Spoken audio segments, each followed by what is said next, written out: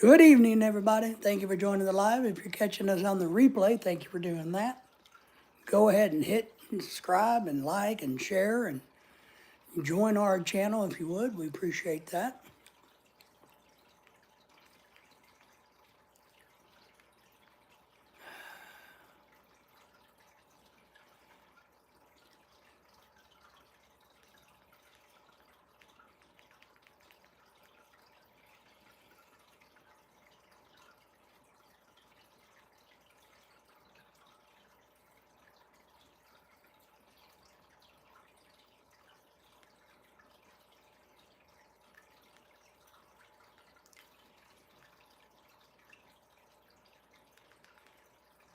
Champions League knockout phase. Every decisive moment gives you goosebumps.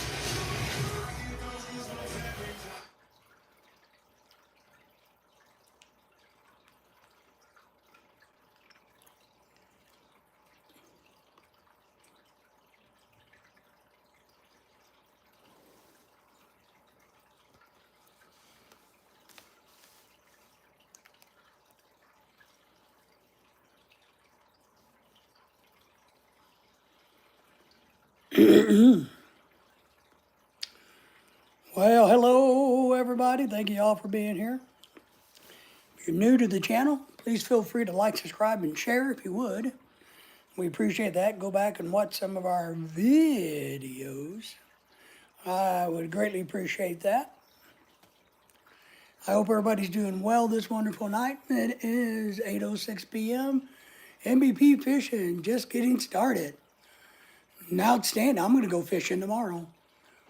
It is 56 degrees. It is March the 10th, I think. So, how are you, MVP?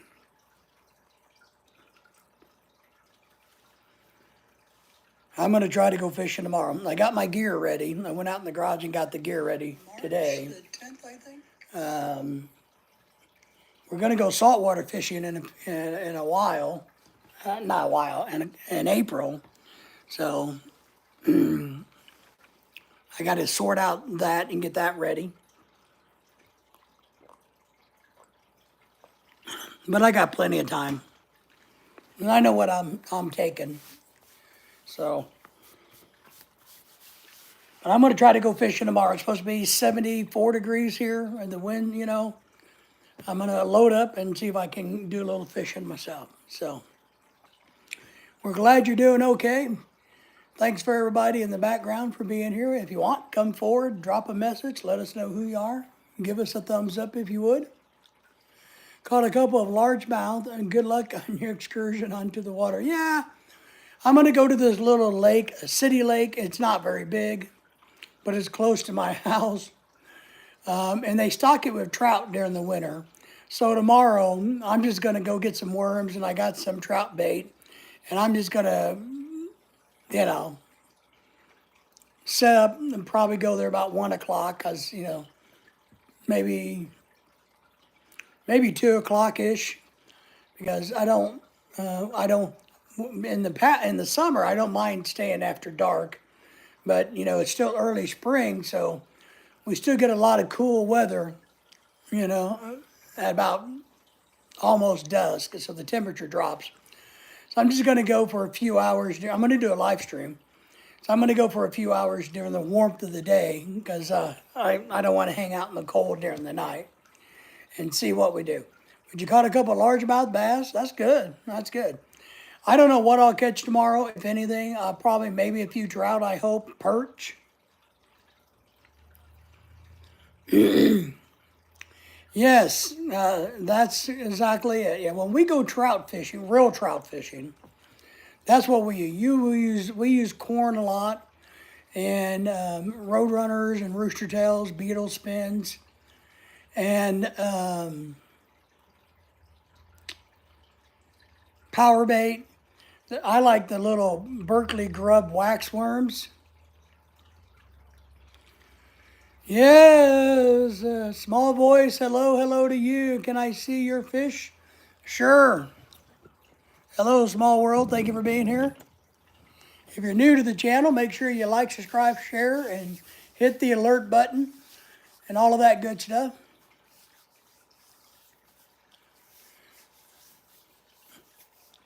Yeah, they like the flashlight lures. We actually use night crawlers for trout in the river. And I'm going to try it tomorrow in this little lake that's been stocked. Thank you so much. I don't know, maybe I can zoom in for you and give you a little bit better look at the fish tank. This is my wife's fish tank.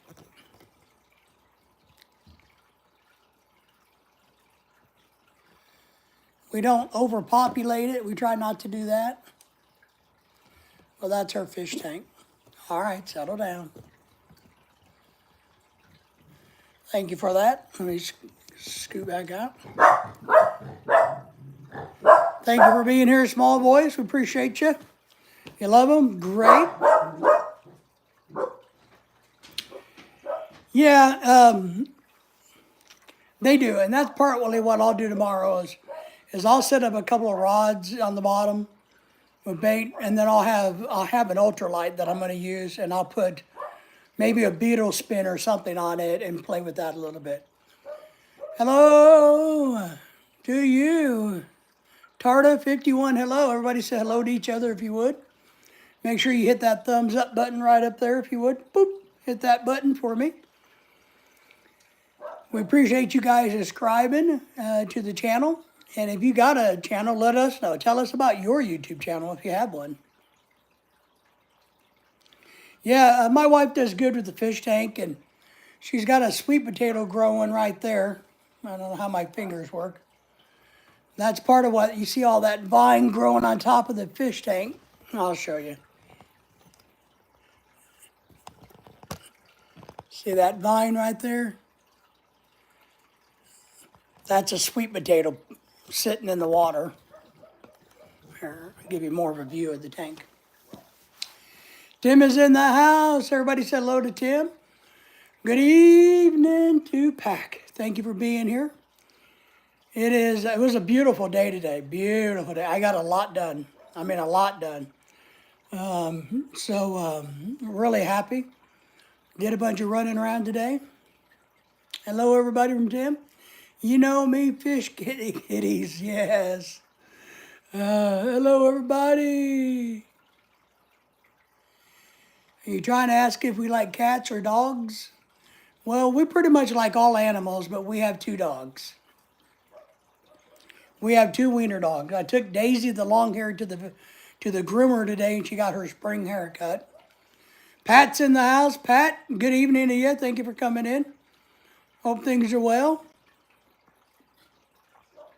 Pat, how'd your doctor visit go?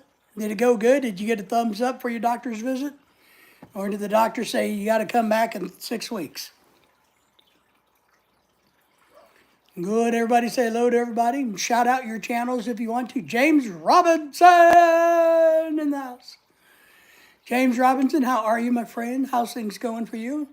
Are you checking out all the hot, sexy Filipinas in San Francisco? Pat says, I did. You got a thumbs up. Oh, I got to go back in 2 weeks. Okay, I missed it by 4 weeks. Got to go back to the doctor? Yes, man, you know, I hate going to the doctor because the doctor always finds a reason to get you to come back.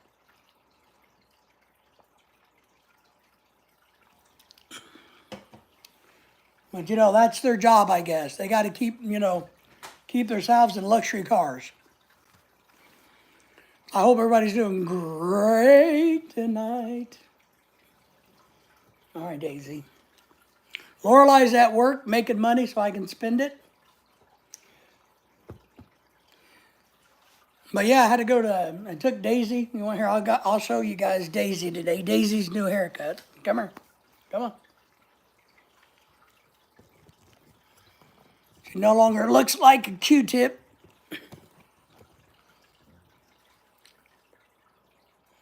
See how short she is? See her tail, her ears. She looks like a good dog now.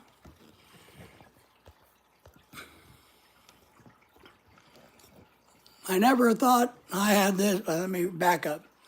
Doctor said I have heart problems, blood pressure high. Damn. If you look up MP Fishing, it'll pop up. That's right. You guys subscribe to each other's channels. Let me see if I can turn you blue so it makes it easier. All right. MVP, I made you blue, so might be easier for you. Things are going fine for me, thanks. Every now and then I meet a fresh Filipino working at Walgreens or Target and Subway. That's new here in the United States. And a stroke, damn. Your baby will enjoy it with summer weather coming. Oh, yeah. She will. You know, she's the one that has heart issues, and I was a little worried about the grooming. This is her first grooming after the major sickness, but the groomer said she did great, no problems, and her heart rate's been good, so I think she's all right. Thanks, appreciate that. Oh, yeah, anytime. Pat says, I'm scared of all the health problems. Is that what you're saying?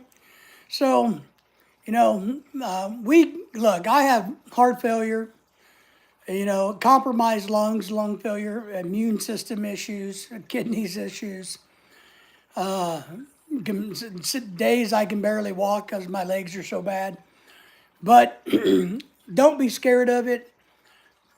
Don't let it get you down. Don't let it control your life. You control it. Don't let it control you. Tim subbed and commented. Great MVP. That's what you got to do.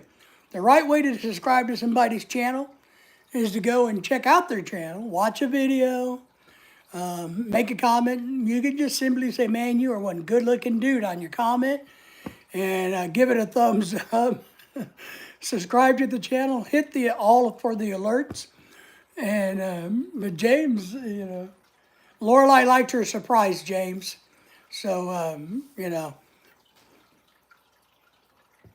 so we got to. Oh, if you guys get a chance, if you see my wife for the next week or so, I can't tell you when her birthday is, but she's having a birthday. Can't tell you how old she is, but if you ever see my wife on the internet, go ahead and wish her a happy birthday. B Fishing says, I know the feeling. I only have one kidney too. Ankles swell up a lot. Yes. Tim says, thank you to you, MVP. Yeah, we all, you know, the older you get, you know, we get banged up. Holla's in the house. Well, I don't mind. Look, I get told all the time. Holla says, no, if you're a guy, don't tell me I'm good looking. Only females, please. I don't mind a compliment. You know, I'm not going to sleep with the guy. But if a guy comes up and says, man, you're one handsome dude. Yeah, you know, it's happened before. I don't mind it. He's from Little Rock, Arkansas. Well, we know Arkansas very well, my friend.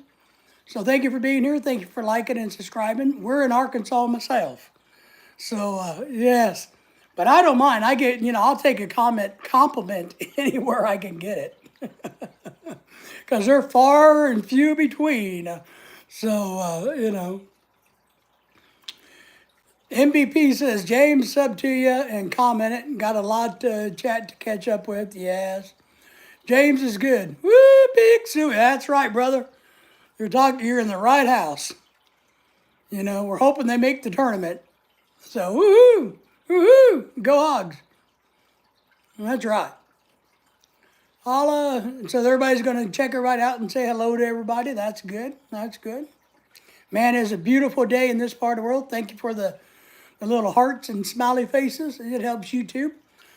Man, it was a beautiful day today. But, I mean, you know, sometimes I like going to the doctor just so I can be told what works right with my body. Yes. Yeah, I think I need to go to the doctor.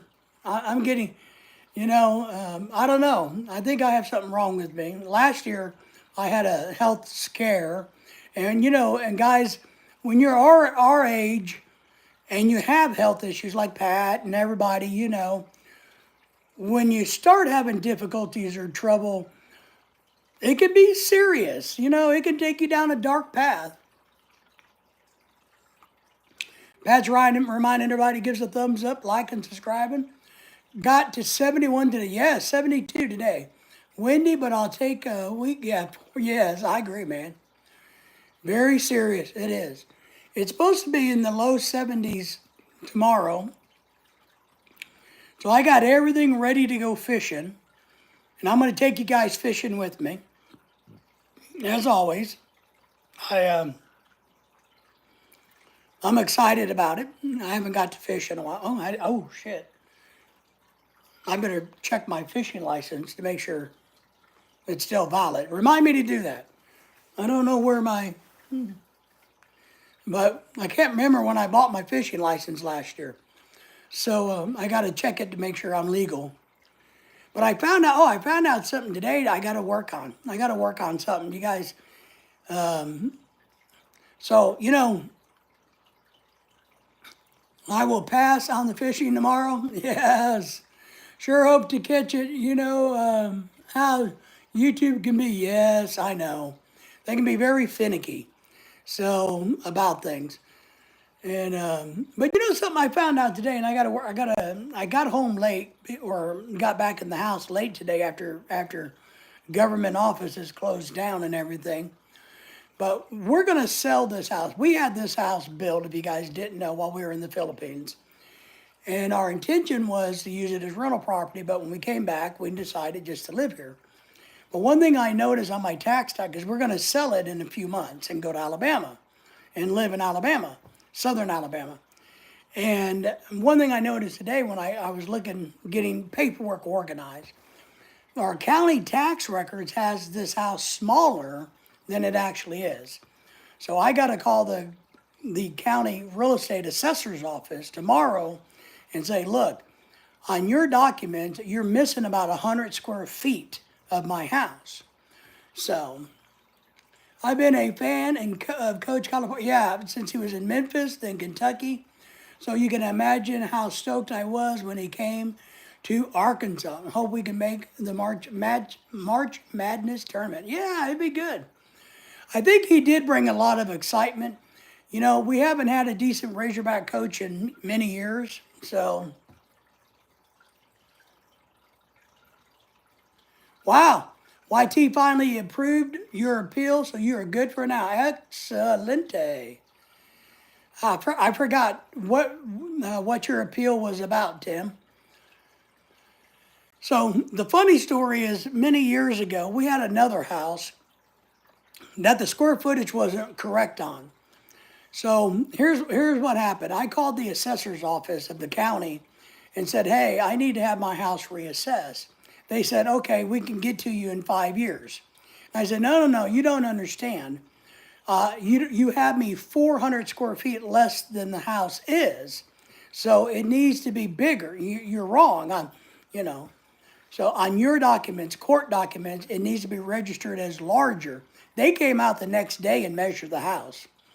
But if I wanted to try to get my assessment reduced, it'd have been 5-year waiting list. But for them to increase it, they were out the next day. So I'm hoping when I call them up tomorrow, I can say, look, I don't know how you got the wrong number. The house is brand new, blah, blah, blah, blah, blah, blah. You want me to fax you a document showing you the floor plan, which we have all of that, and hopefully get that number up. Bama says, Holla says, Alabama, my dad's from Birmingham, Roll Tide. Yeah, I used to like the Tide, but now they suck. Hey, Tim, the back part of the place you rent doesn't even exist on the plans here. It was added in the 70s. Ah, yeah. Yeah, a lot of times if it has, at least in this part of the world, it's about heated and cooled space. And GTX in the house, everybody say hello to GTX. So, you're right. But all of my, they just, I don't know how they got it wrong. Somebody typed it in wrong, maybe, I don't know. But this house doesn't have any add-ons. It's truly just a mistake. So I'm hoping I can call them up and fix it, because I need that extra 100 square foot, because when we go to sell this house, when somebody goes to get a loan, they're going to need the bigger square footage. So, and because you got to look, if our house this house should sell for $220 a square, right? So if that's 100 times 220. that's how much money I would lose or have to gain. So I got to get that fixed before I can sell the house. Pat saying hello, MVP saying hello. But yeah, so there's a lot of things you got to double check and work on. And we had this one built. This one has about $30,000 in upgrades, countertops, lighting, bathroom, flooring, man, all kinds of crap, cabinets. So when we go to sell it, I got to make sure, and I have all the documentation, so that we, can get the best of our money in a few months when we finally put it on the market. Because we're poor and we need money. We need money, honey. Woohoo! That's why I send my wife to work. Every day she goes to work, I say, make that money, honey.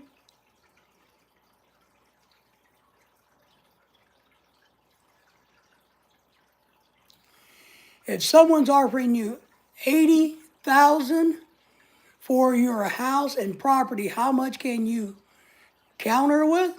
Well, it depends on how much your property worth. Are you saying your property's worth 80,000 and they're offering you 80,000? Or are you saying that your property is worth 120 and they're offering you 80? So that's a big difference. You know what I mean? Is your house property worth 60,000 and they're offering you 80? You know what I mean? So those are the factors. I need to know in ratio where they're at. Yeah, they're offering 80, but how much is your property worth? I mean, if somebody could offer me 80,000 on this $400,000 house, well, that wouldn't work. I would counter back at 400,000. Well, I wouldn't counter back, to be honest. Call a land survey. Well, you can ask a real estate agent, and you can do it yourself, or you can have a real estate agent to help you out and do a market analysis of your property, and or you can just take and look around what's in your area that's very similar to you and what they're selling for. And that's what we're doing. It's like we know that properties sell for about 218, 216, 218 a square foot. So we're going to ask like 220 because our house is nicer than everybody else's. So yeah, that's how you do it. That's how you can have it appraised. You can pay like $300 to $400 and have your property legally appraised, so you know exactly how much it's worth. But then the factors come in: is your area in high demand? For instance, a few years ago, we sold a house for $100,000 more than we were asking because it got into a bidding war because so many people wanted to buy a house at that particular time in our particular area. So we made an additional 100 grand and we got all cash. So we took an all cash offer and we made 100 grand. The real estate agent got 3%. He was very happy. We were very happy. And so you can do that. Now the market's a little bit tougher currently, right? A little tougher. So that's what it depends. So there's a lot of variables, but it's not hard to figure out.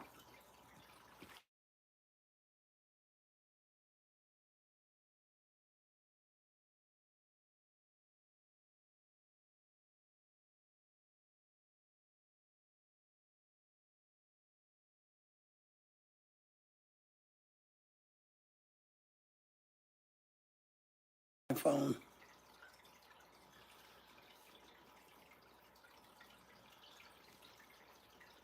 Hang on, guys.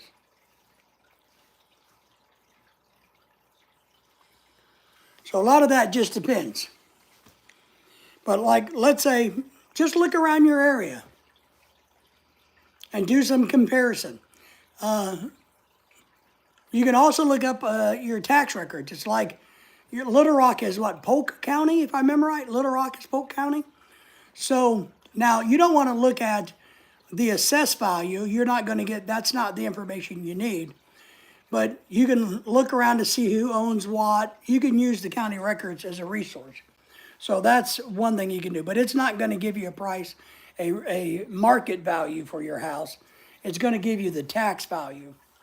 But you can also see what they say, how big it is, how old it is, blah, blah, blah, all of that stuff. So you can find all of that.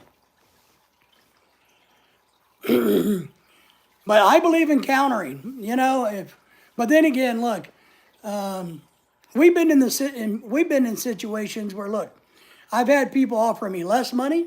I've had people offer me a lot more money. I've had people offer me the exact amount of money. And it's kind of weird when that happens because, like, one of our times, I'm kind of old fashioned. If I say I'm going to sell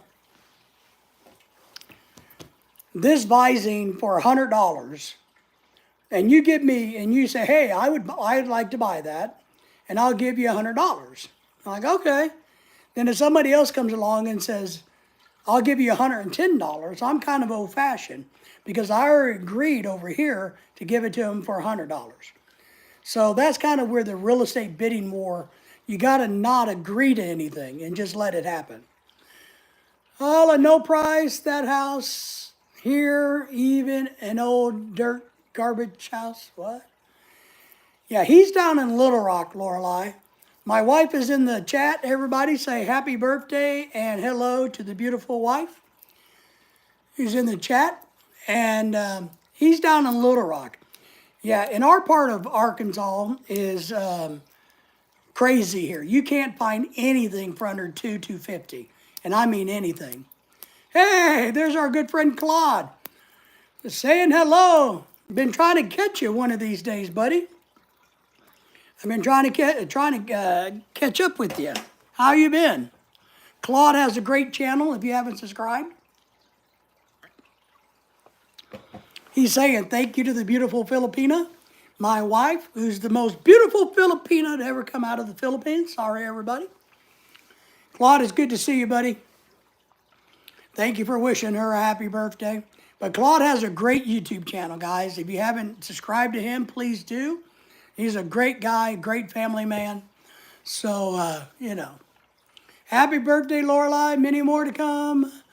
Hope you live to be 250,000 years old and still collect Social Security. Oh my God, the same, yes. Thank you all for your warm greetings. Thank you, yes. Oh, anytime, Claude. Yeah, I was watching some stuff today about Elon Musk. I feel bad for him. Back to work now. Earn that money, honey. Bring home the bacon. Woohoo! Bring home the bacon. Bring home the bacon. Woohoo! So, but I think it's funny. Everybody is hating. The Democrats are hating on poor Elon Musk because, he's just trying to do a good job in fighting the corruption. And I saw an interview with him today. Man, that guy is just so, his brain is so freaking big. It's unbelievable. Nice fish tank. My wife wants to. Yeah, this one's Lorelei's. I'll zoom in for you. That's Lorelei's fish tank. The fish usually hang out over there. I don't know how many fish she has. I think she has 1, 2, 3, 5, or 6. And there's a little bitty one down there. My big head's in the way. We have a Picossus in there somewhere. The algae eaters. But I don't know where he is. But that's Lorelei's tank. It's her hobby. So yeah, I think they're nice. We enjoy fish tanks. And, but yeah, something to do, something to look at. She's got a sweet potato plant growing out of the top. So she's got it like in the water this much, and it grows, and the fish come at the bottom and eat the little roots. And then the vegetation just kind of grows down. So that's what that vegetation on the top is. But yeah, that's Lorelei's fish tank. It's freshwater. And mainly there's just nice fancy goldfish and stuff in there. I think there's a dino or one of those type of fish. I don't know. It's what Lorelei keeps up with. But so I saw in the news where people are trying to burn down Tesla dealerships. Well, if you get them, koi fish, they get really big is the problem. They get big. So you can get them for about $15 at Petco. They're going to be real small. And that's good, but they're about 15 bucks.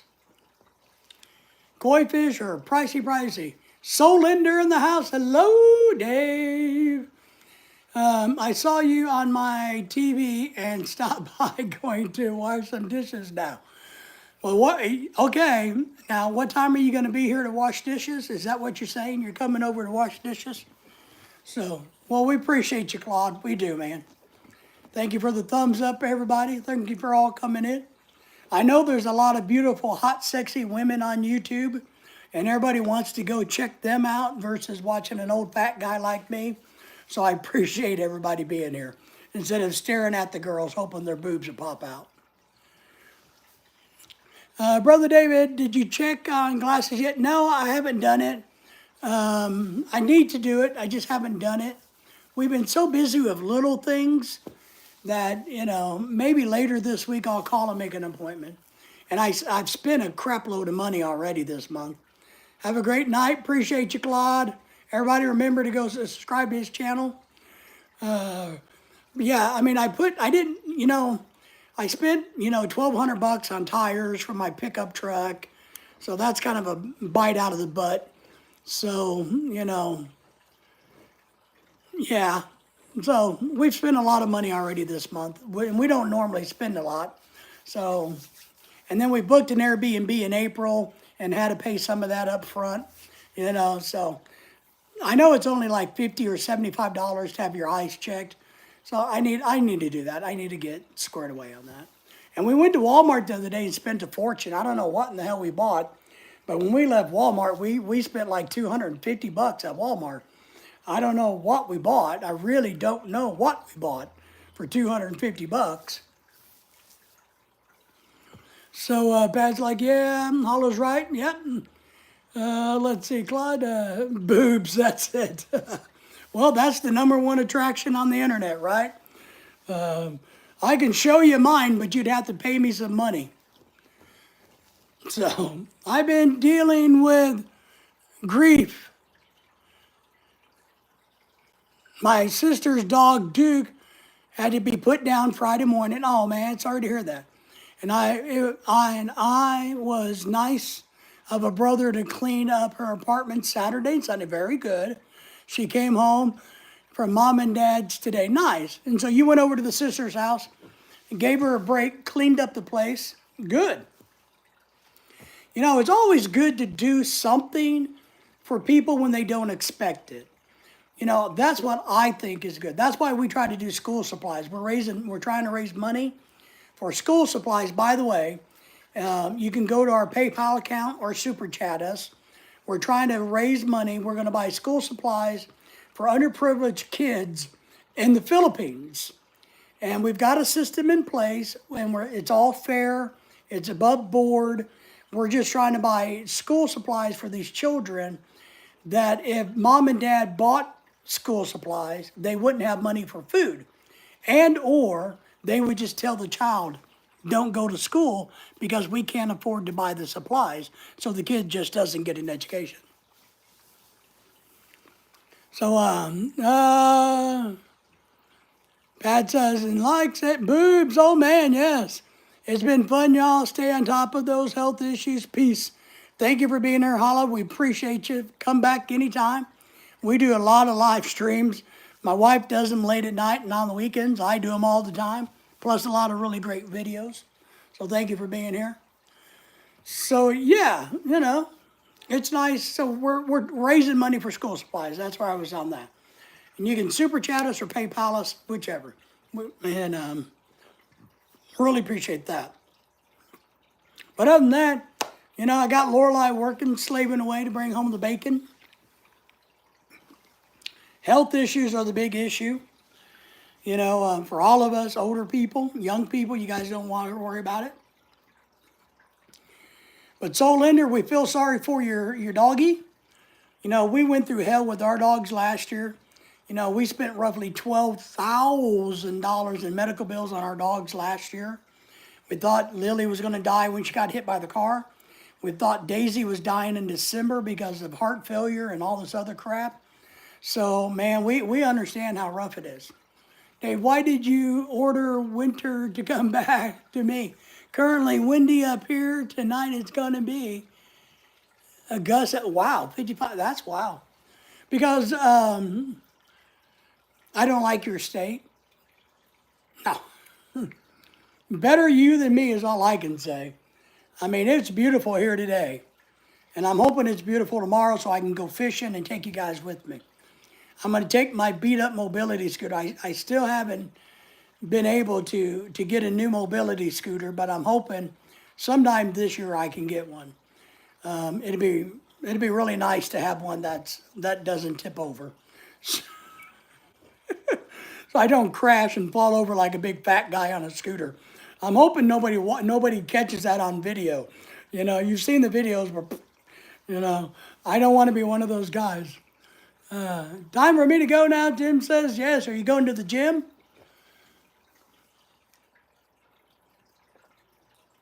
You got to get your exercise in, Tim. We appreciate you being here. Thank you, as always, for supporting our channel. We do appreciate you. So, yeah, we're going to try to do a little fishing tomorrow. I am. Lorelai has to work, so she doesn't get to go. But we need to go to, like, Bass Pro Shop and look at fishing stuff.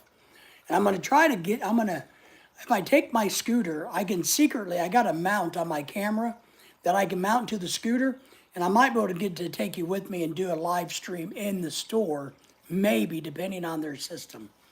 Because I need to go to the Bass Pro Shop and just look around at the really cool stuff. I do need to get a few little tackle things, you know, maybe $10 worth of a terminal tackle, like some, egg sinkers and things like that, and some, just simple things. But it's a good excuse to get to go to a fishing store. Soul says, all I can say, it's better to be nice on Saturday due to my channel. Will be 5 years old, or I will come and sleep at your place without you knowing or getting a notice that I'm coming. All right. Well, we might lock the door on you, but okay. Yeah, I don't know what the weather is going to be here Saturday.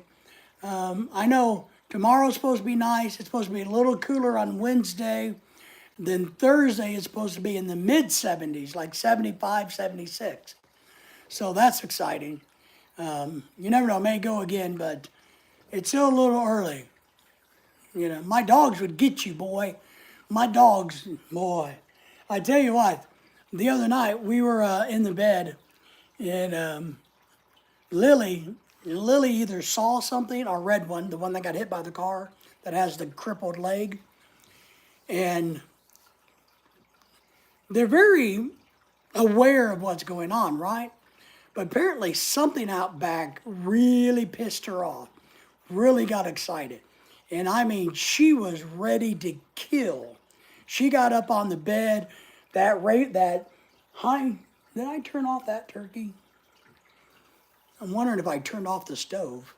The strip in their back, that stands up, man, it was standing up. She got the evil growl, the deep growl. She got puffed up in the chest, boy, and she went down after it. Daisy, the black dog, just laid on the bed like, whatever. I think I better check the stove. I'm cooking turkey for the dogs, but I think I turned it off. So let me stand up, hang on. No. All right, sorry. I wanted to make sure the stove was off. Pat says, my doctor says I wear special shoes on my feet, nerve damage, both feet and ankles, doctor says. I might have surgery. Ooh, that sucks. I've had ankle surgery. And so backed up a little bit. And you will have to let me in. Ha ha. Well, we'll see. It depends on if you got any money or not. We charge $500 a night at this Airbnb.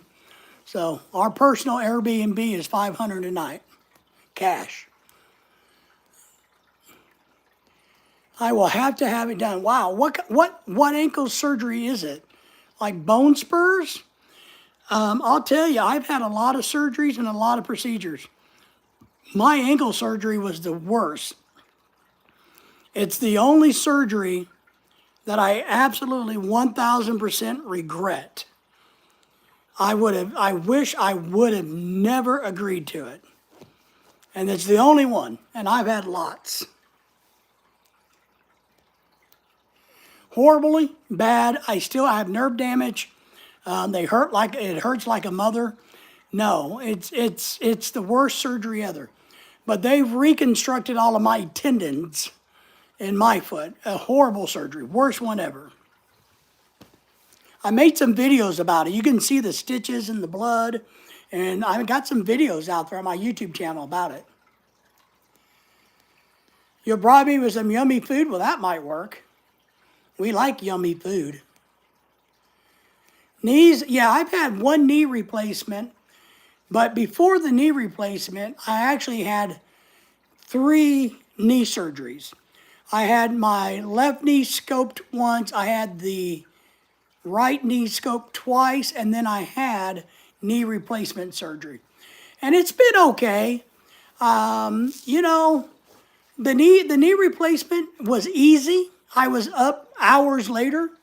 You know, I had no issues with it. It is better than pre-surgery. You know what I mean? It is better. Do I think it was great? No. But yeah, you know, it's all right. It's not a big deal. The knee still hurts time to time, but the knee surgery is okay. I wouldn't not recommend people having knee surgery. Ankle surgery, you need to really think about, because your ankle bears all of the weight. And it took me over 2 years to recuperate. That was one of the problems why we had so much problems living in the Philippines, because of my ankle. You know, we should have waited another year or more and let my ankle really heal to where I could get out there and walk on it. But I'm just telling you, the ankle surgery is the worst thing. Knee replacement, not a big deal. I was up walking the same day. I went home the next day, I think. Or later that day, maybe. I don't know. I don't remember. That's what they're working on me. Yeah. Well, yeah, I don't know. I mean, what type of ankle surgery do they want to do? Are they wanting to go in and grind the bone? Is that the problem? Or you know, what are they going to do to your ankle? But knee surgeries are no big deal. Knee surgeries are no big deals, I think. But yeah, well, you know, what we have to do, and even for you young people like Soul Linder, as you get older, you get smarter, right? And so we wear good shoes.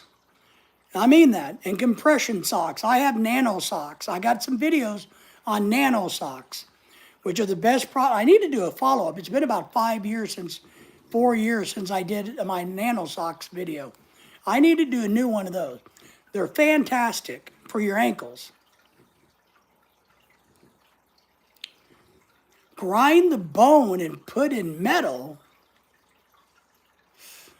Boy, I don't know, man. I would think twice about that. No, I don't have metal in my feet, thank God. I don't know about that one. Pat, to be honest, I would do a lot of research on that before I say yes. I would go out there and on YouTube, because you know everything on the internet's true, I would literally go out on the internet and search that surgery, because I don't know about that one. About putting metal in your ankles. I know where people break their ankles and their knees and the legs, and they have put metal pieces or braces or plates. But now if they're talking about putting titanium over the joint like this, covering this, like on knee, you know, just say knee surgery, how like this. If they're talking about coating this with metal, well, that's one thing. If, you know, it depends on how they're doing it. Soul says, keep girlfriend. She isn't feeling well. Her stomach isn't feeling good. Well, what did you do to the girlfriend? I thought you had a good girlfriend, right? Is it the same girlfriend, Soul? Oh, in your prayers. All right, I got you. So, but is this the same girlfriend? She's still putting up with you? Well, are you taking care of her? Maybe she has a touch of the flu. Are you making her soup? Are you giving her ginger to settle her stomach? What are you doing? Are you comforting her? Are you bringing her a nice cold rag to wipe her head with? Come on now. What are you doing? Keep the joint in place. Yeah. I don't know, Pat. You know, you can always get a second opinion at a different orthopedic. Now, and that's what I mean. Is your doctor who's recommending this, is he an ortho guy, orthopedic surgeon, or is it just a common doctor? So, and it's okay to get a second opinion. Yes, it's the same girlfriend, and yes, I'm taking care of her. Good boy. You're a good man. You're a good man. Someday you're going to make her your wife and have little babies running around. Good for you. Good man. You're going to live up in the North Dakota, the wilds of the North Dakota, and you're gonna grow snow babies. This is what you're going to have. Yes, right. Okay, Pat. All right, I got you. She's resting. Nice, nice. Yeah, it's kind of, I'll tell you, when women are sick, they seem to want to rest a lot. I guess we do too. But usually the best thing you can do is just kind of let them build their own little place on the couch or the bed that they want to make theirs while they're sick, and just leave them alone unless they need something, and then do that for them, and don't bug them, and just kind of let them be in their own little world when they're sick. I think that's the best way to handle sick women, is to be around, but don't keep bugging them. Just let them do their thing.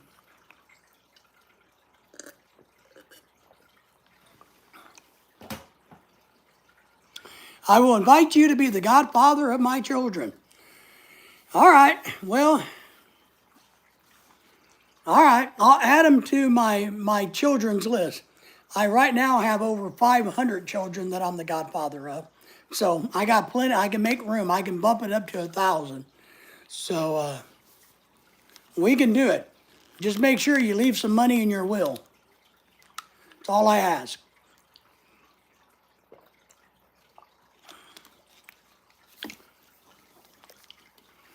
But if you're a young person, in all seriousness, it is a good idea that if you get married, when you have kids, or if you have kids, that you do have a backup plan for who's going to take care of those kids, just in case you're no longer there. I will, Captain. Yes, absolutely. So it's a good thing, to support your wife, to support your husband, to support your children, figure out who's going to take care of them. We don't have children, but I do have a plan for my dogs. If something happened to my dogs, my brother would take them. So,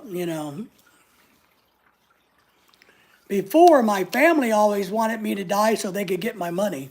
They were more than happy if I was sick and dying. So, man, we thank everybody for being here. We have such a good time. Craig Parrish in the great land down under. How are you, my buddy? How are you, my friend? Afternoon, Dave and Chad. Everybody said hello to Craig. Craig has a great channel too. So just remind everybody to subscribe, like, and share to myself and everybody else. Craig, are the Chinese behaving any better down there? Are they still just driving around your country like they're drunk and they can't find their way home?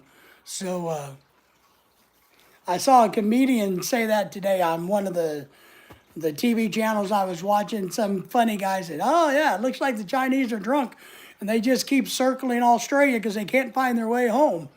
Yeah, yes, same shit, I know. Well, hopefully, because I saw the news where your defense person didn't know, your defense secretary did not know the Chinese were blasting off rock or whatever it is, shells. I don't know whatever they were doing, shooting. What was this surgery you had, Brother David, in your feet and legs?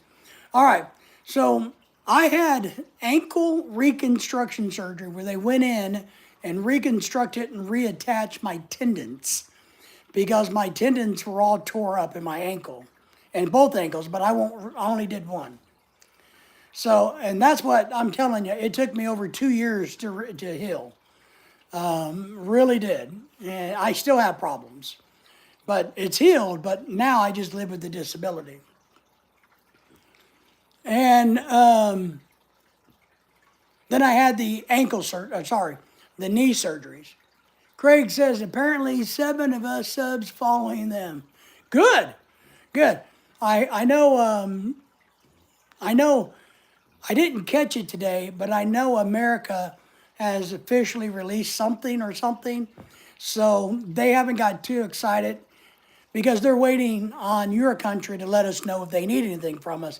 Is what I kind of heard today was that our government's very aware of it in communication with your government, and if the need arises, we're there. That's kind of what I caught in the news today while I was driving around. So yeah, well, you know, the interesting thing is I know you can't go around China, but maybe people need to start sending warships right outside the boundary line of China and just kind of hanging out there and shooting rockets and bombs and missiles off into the water. Pat says that's what my doctor thinks of me. Yes, I would just take your time. The USA subs, okay, maybe that's what I heard. I knew there's some movement there, and Pat, the real question is this: when it comes to your surgeries, do you think they're necessary? I got to the point where I thought the knee surgery was necessary. The ankle surgery, the doctor kind of talked me into it, and I wish I wouldn't have done it because there were still some things I could have done and waited longer, maybe. Soul Linder says, hello, Craig. So, Pat, I would wait until the very last minute to do any surgeries. If you can survive without them, then why do it? Craig saying, hello to you, Soul. So, yeah, well, Craig, I hope that the Chinese is just playing stupid games. They want to declare, they're playing stupid games. And, I'm trying to be politically correct, I guess. But I think they're playing games, but they're playing stupid games. And I think China's in a lot more trouble than they let out. And I don't mean trouble by other people. I think internal trouble. I think China's struggling more than a lot of people know financially, military. I think they're struggling more. But they're putting on a brave face. Pat says, I'm going to wait. Good for you. Nadia! Hey, everybody say hello to Nadia. Thank you for coming in. Thank you for the thumbs up. We appreciate you. Nadia, where are you from? Do you have a YouTube channel or you just somebody to come hang out with all these good-looking men? Me. No, by the way. You can't see all the other men in the chat. But thank you for being here. My wife, thanks for being here. I got her working, making money, so I can buy toys. But then again, we bought her something. I got her a JBL big old party box, speaker for karaoke and thing for Christmas, right? And I bought the microphones, and they came in a pretty good JBL microphones. They came in a box, but there's a better case. So it's only like $15. So we ordered a case that zips up and has insulation in it for the microphones because I don't want to rough them up because they're expensive microphones. So we do buy my wife stuff. Good soul, busy, a bit going on, but life's good, thanks. Yeah. Crap. Life is good. America's still in chaos, Craig. The Democrats are pissing all over themselves. They're trying to burn down Tesla dealerships and, I'm the girl, Nadia says, from Eastern Europe, Greece. Woohoo! You were talking in one of your lives a while ago. Well, I remember that. I remember your name. I didn't remember you were from Greece, which we love Greece. We can't wait to go travel there. So thank you for coming in and being a part of us. So, but I couldn't remember if do you have a YouTube channel? I don't remember what, for sure. Pat says, hi, Craig, yes, nice thumbnail. Uh-oh, now I gotta go look. Where's my iPad? Craig likes the thumbnail.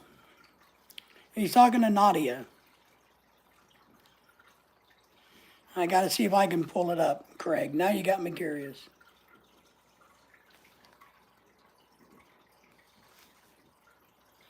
Craig's got me curious. Yeah, very nice thumbnail. You look like a just 2 subscribers, so she's a helper. Very nice thumbnail. You're right, Craig. Craig likes nice thumbnails. Thanks, Craig, from Nadia. Craig says, hello, Pat. Hello, Pat. So, Nadia, what's going on in Greece? Anything exciting going on? Tell us what's going on for you. You know, are we getting married, having kids, getting divorced, buying a dog, selling a car? What's going on in your life in Greece? Lorelai, my wife, we would really like to go to Greece. I think I would like to go to it more than her, but I would like to go to Greece for a vacation. But maybe after I win the lottery. I bought a lottery ticket the other day, so I'm absolutely sure I'm going to win the lottery. Now, I'm going to tell you guys right up front, if I win the Powerball jackpot, you may not see me for a while, okay? So Nadia says, thanks, Craig. Craig has a sharp eye. He knows what's going on. Oh, if you guys didn't know, our good friend Dennis is vacationing in Mexico. We talked to him a little bit yesterday. So if you haven't seen him, he's in Mexico, Parte Verde or something like that, where he goes to hang out. Craig's dropping his link. And remember, everybody, if you're blue, you don't got to ask permission. Just drop whatever you want to drop. I don't have a problem with it. So I'm one of these channels that you don't got to ask permission to drop your link if you've already become a blue person. Man, my dog is snoring. She got a haircut today. It's $50. I gave the lady $60 because I had 320s. So, but Daisy got her haircut today. And she did good with that and got her spring summer cut. We got to go buy flea and tick medicine for the girls now. I do. That's going to run me $110 for those tablets, the chewables, and works for 90 days.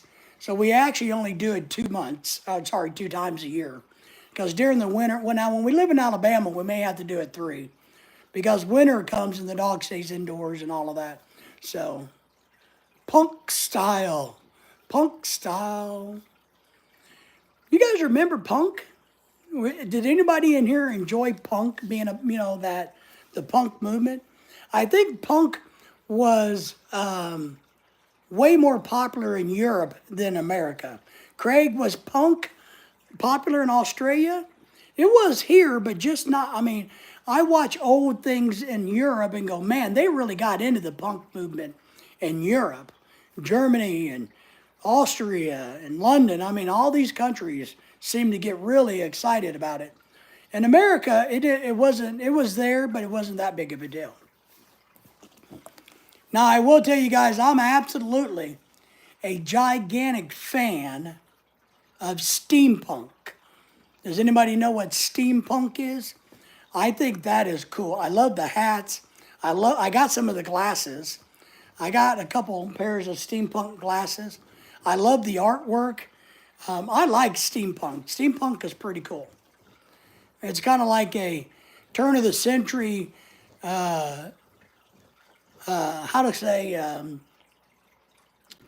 mechanical turn of the century. So it's kind of like the old steam pipe, industrial vibe. You like the live bands at the pubs.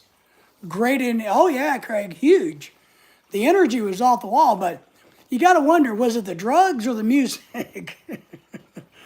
Back, when I was that age, I think it was the drugs, not the music, that made everybody excited. I don't think the music really mattered. As long as it was loud, I don't think the music mattered. I think that's what it was. Kind of like mosh pits. Manly AI, now steampunk, YT, love it, yes. I do like, I'm a big steampunk fan. I wish I could, we had a steampunk art store here in Branson, Missouri for a while, and they had some great lamps and clocks. And I thought about it. I went there and I fell in love with one, but it's about $300. It was a really kick-ass, weird clock. And I thought about it and I'm like, I just don't have the $300. I went back about 2 months later to go and buy something from there. I had money then, and they'd already moved somewhere else. So I was really disappointed I didn't get to buy that clock, because I like clocks. Maybe I can get a steampunk watch. Maybe I can do some searching and see if they got a cool steampunk watch out there. Yeah, I like steampunk. So I never got into the punk with the tall spiky hair, but I thought it was kind of cool that you could make your hair. I saw people, they would make their hair stand up, and it was so hard and rigid that they could bend over and stab somebody in the eyeball. So I thought it was pretty cool, and all the colors. But now what's weird is, how back in the day with the punk movement, the hair was all about the music and the colors and all of that. Somehow, woke society has decided that they're the ones that need to have really weird hair for some reason. They don't have a music, but they have, we hate everybody else because nobody will call me he, she, it. And so they're the ones that do their hair really weird now. And they wonder why they can't get jobs. So, but they're the ones now that are trying to destroy, and the Democrats. The Democrats have started to encourage the woke people that are left to go to Tesla dealerships and boycott them, try to burn them down. Because there's actually been that. There's been an attempt to burn down a dealership. So the Democrats can't get to Trump, so they're going after Musk. He was on TV today and he explained why the Democrats want to stop. And we all know this. We know that the Democrats, reason they don't want Trump and Elon Musk to do the budget is because the Democrats, one, are stealing money, and I do know Republicans are too. But what Elon Musk talked about today is, and I can't remember what it's called, but there's an agency within an agency that the Democrats set up to pay. It's what pays and supports the illegal aliens. It pays for the hotel cost. It pays for cars and food and all of that stuff. So it pays the illegals while they're here. So what Elon talked about today was, and I didn't know this, that American doesn't know this, that the Democrats advertised, got it out to third world countries. Look, if you come to America, we have financial resources to support you even if you're illegal. We can cover you. They told these people, you come here and we will embrace you and support you financially. So that encouraged a mass migration to the United States. Now, Trump has cut all of that off, but so you ask yourself, why would the Democrats want to advertise and have a whole bunch of illegal aliens come here and support them? Well, clearly because they're hoping they can turn them into voters.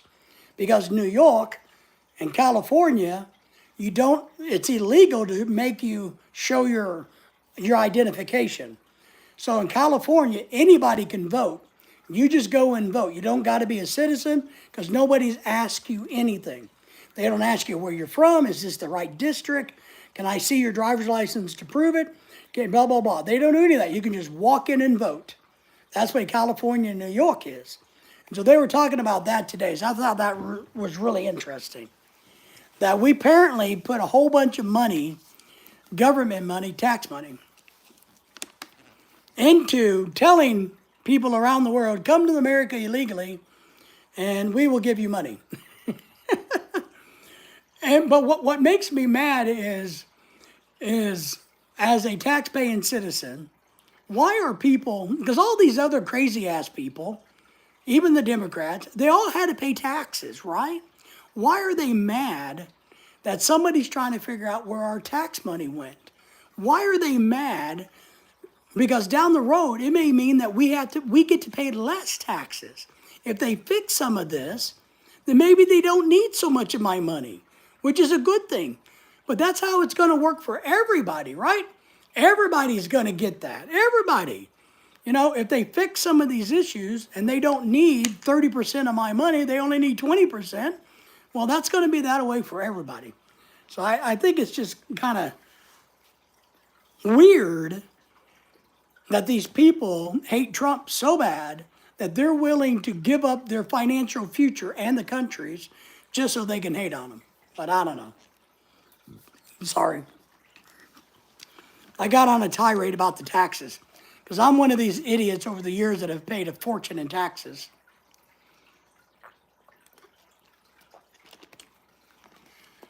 Land's channel, great. Just keep going, exploiting a loophole and not close it by YT yet. Yes. Yes. So, one thing, if you guys didn't hear, that happened and came out in the news today, and I saw this, was, you know, the Biden administration created an app to help people cross the border illegally. Seriously, you won't believe this. They created an app for illegal aliens to use to help them get across the border. Well, the day after inauguration, Trump turned that app off. Well, they've turned the app back on as of today or tomorrow. They've redesigned it. Chasing Tails in the house. Hello, everybody. I'm in the background eating. Thank you for being here, Chasing Tail. We had a good visit with you guys last night. So we got to do that again. My friend Lorelai enjoyed it. She likes putting me on the spot.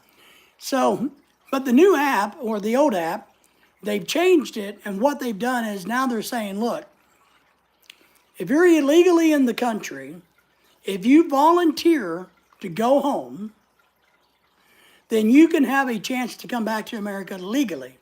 You can take this app now, fill out all the data, all the information, let us know who you are, and then we'll let you leave the country without any issues. You won't be deported, you won't be banned. But if we catch you and deport you, we'll put in a lifetime ban where you can't come back in. So the smart thing is for everybody who's illegal to pack their shit and go back to where they came from and then apply to America the legal way. Craig says, how did y'all know? Tell I'm eating too. Nice. Wow. I had something to eat earlier. What did I eat? Oh, I had deviled egg potato salad for dinner. That's what I had. Nothing else, just some potato salad. Deviled egg potato salad, which is really good. And, Lorelai got to eat lobster today. I went to the store and bought her lobster tails so that she could have a fancy lunch today. So that's what Lorelai got to eat, was lobster tails. So I found that interesting that we're saying, hey, but now look, the smart thing I told Lorelai, because we were talking about it, just kind of funny, is if you're here illegally, but you're married, right? Why don't you go back to your country, just boop, boop, go back, not even do the app and tell the government, just leave, and then have your wife or spouse apply for the spousal visa, then you can come over legally. You know, so it's kind of cookie. Timmy's in the house. Good morning from the Philippines. How are the Philippines this morning? How are the Philippines this morning? What are you going to have for breakfast? Because you're going to be eating soon. My only breakfast that I enjoyed in the Philippines was a little bit of rice, the corned beef hash with the fried egg. Hello to Craig and Raccoon. Yeah, Jason Tell's going to be going back to the Philippines soon. Pat is hoping to get to go there next year if all of his surgeries work out. Lorelai and I need to go back to the Philippines, but I think we got to double check because we got to do business there. So it's going to be late in 26 or early 27 because while we're there, we got to handle some things and we need to be there at the right time to handle it. So we don't know for sure when we're going to get to go back. But remember, if you see Lorelai or hear from Lorelai on her blog, remember to go and check out Lorelai's blog on Facebook. You can tell her happy birthday if you see Lorelai. Typical Filipino breakfast, I ate rice and everything nice. Yeah, I cook the rice here. I make rice for Lorelai. I don't really eat rice. The dogs eat it, but they get tired of it, so we mix it in with their food. But we feed the dogs rice, but I don't eat white rice. I know rice is life, but I like rice with flavor. But Lorelai eats rice, pretty much. But the good thing is she's not eating as much. She's eating a smaller portion of rice. Trying to fend off diabetes and all those other health issues that seems to come with her heavy rice diet. And she doesn't really like brown rice or the purple rice or the black rice or any of those others. So we just get what she likes and I make it, so. But Timmy, we think are you gonna have a beautiful day in the Philippines? We had a beautiful day in America. Timmy, just so you know. Outstanding day in America. Craig said hello to you, by the way, if you didn't see that. And did I miss somebody? No, I think I got everybody. All right, good. So that's kind of Craig says, you use the 2-knuckle method for cooking rice? No, I don't. You're talking about here where you dip it in here or something? No, I don't know the 2-knuckle method. I do 1-to-1, and it works for us. I do 1-to-1, meaning 1 cup of rice, 1 cup of water after I rinse it. 2 cups of rice, 2 cups of water. So I really don't know what the knuckle, you're talking about maybe come in here? I don't do that. I don't know how to do that. Craig, explain it. Tell me how to do it. Timmy says it's raining weather in the Philippines. Nice. It's kind of normal there. We had a gorgeous day. We're going to have a better day tomorrow. It's going to be beautiful. I'm going to take everybody fishing. Yeah, I got Filipino friends when, Jovan, when he comes over and makes the rice. That's what he does, but I've never watched him. I don't know what is he wanting the rice to be 2 knuckles above, is he wanting the water to be, if this is the rice, is he wanting the water to be 2 knuckles higher than the rice? Is that what it is? Or is it, if this is the rice, is he wanting, but that doesn't make sense, because what if you got 4 cups of rice? So, yeah, for the water depth, but it's on top, right? So if you got 4 cups of rice, you need 2 knuckles above the rice, right? I think that's what they do, right? Or am I wrong? Me? 1 cup of rice, 1 cup of water. Lorelai likes it that way, and it works for me. It's easy.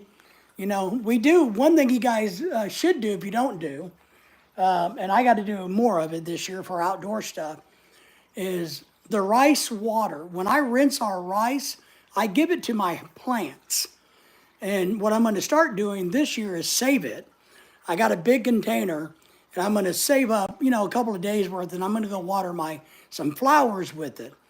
So we give the rice water, the rinse water, and that little extra after it cooks, and that little catch thing, I put that in my house plants. Rice cooker when you make it. Yes, rice cooker. Yeah, I use a rice cooker. But when Lorelai first came to America, I made rice the American way, the right way with a pot, and she was shocked because she'd never seen She never, you know, she never made rice out of it. They always used a rice cooker. And I thought it was kind of silly to have a rice cooker. Why would you have a rice cooker? Just cook the crap on the stove. You know, it's not that hard. So I made rice for her on the stove all the time. It came out perfectly. It's not hard. But she wanted a rice cooker, so we bought one. Now we have two of them. We do have a problem with our rice cooker. It gets too hot. It stays too hot after the rice is cooked. I think it's just geared wrong or set wrong because I can't adjust it. So what happens when the rice cooks and it turns off, right? Beeps, turns off. The heating element is too hot. So if I don't get over there and turn it off completely, then while it's warming or just whatever it is, it will burn the bottom of the rice. And so I get over there and I hit and hit double until it turns it completely off.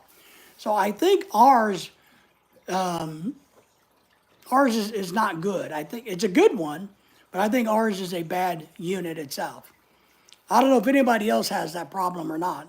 But when it automatically turns off, if I just leave it there like normal, like you would, when we go to get the rice, I promise you the bottom of it's going to be burnt. It's going to be still cooking too hard there. So when it beeps, I go over real quick and completely turn it off. Yeah, Timmy, I know. Yeah, that's what I like is burnt bottom of the rice, crunchy and yummy. I've actually seen people. Am I bothering you? My dog is kicking me because I'm bothering her. I've seen people actually eat the stuff, and I know there's some. I got a Filipino cooking book, cookbook, because I like to learn how to cook. I need to do more. I know there's a couple of dishes that you can. There's a dish that you can make with burnt rice. I know there is. I have to look it up sometime. Maybe I'll try to make it this spring. But I know there's a dish you can make out of burnt rice. And I know you make porridge out of leftover rice, right? Isn't that kind of how you make rice porridge? But Lorelai's not into the burnt rice, and I won't eat the burnt rice. And so, but I just, that bothers me. I'm like, I don't know what's wrong with it. And and then we have the other big unit, that's the pressure cooker that Lorelai uses to cook the pork bones and all the other weird crap that she cooks in the pressure cooker. But our rice cooker stays too warm. I don't know what the problem is. And I'm too cheap to go buy another one. I'd rather just get up and go over and turn it completely off. Maybe in a couple of years I'll buy a new one.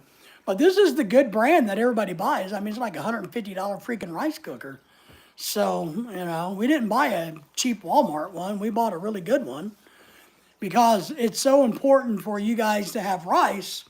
I'm a good guy. If, Timmy, if you like green beans and you ate green beans every day, I would figure out how to feed you green beans every day. So how you can do that. No, so it's just kind of that away. I do like, I found out something that you can do with rice to make it better. And I guess I've always known this, but I really didn't think about it, is if you put some soy sauce in your rice when you cook it, it gives it flavor. And it's really good that way. It's the same thing with chicken stock or vegetable stock. You add that to your water, substitute some of your water, but you don't want to do, if you need 1 cup of water, 1 cup of rice, you may drop it 1/4 and add a half a cup of that. So it has to be a little bit extra. Yeah, Timmy, do you know the name of that long green bean? Because Lorelai loves that green bean. We can't find seeds at our local Walmart or stores, but she doesn't know what the name of it is.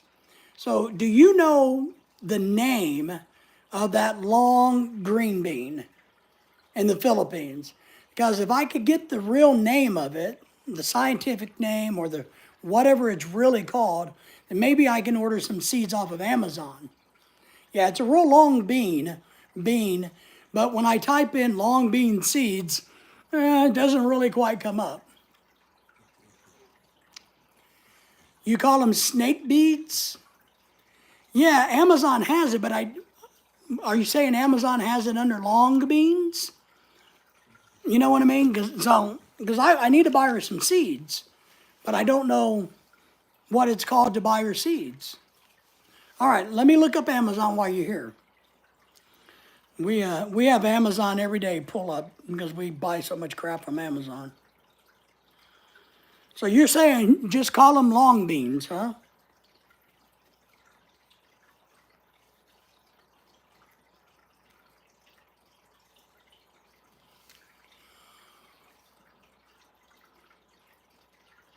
Oh, shit, you're right. I spent 20 minutes the other day trying to find them. Here, I'll show them to you. These, Timmy?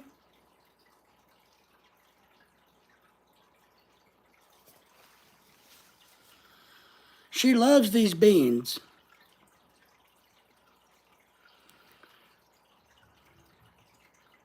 Yep, they're from Asia. Okay. Thank you, Timmy. I'm going to add some to the cart. And I'm going to purchase them. Good job, Timmy. Woohoo! I'm going to tell my wife that you saved her life. I'm going to go to checkout and order them right now. Anything else I should order before I get done on Amazon? Do you guys need anything from Amazon? What else should I get, Lorelai? For arriving tomorrow. Well, they must be somewhere in America if I can get them tomorrow. So, I don't need auto deliveries. So it's going to cost me $8. Let me look at that. Hang on. How many seeds am I getting?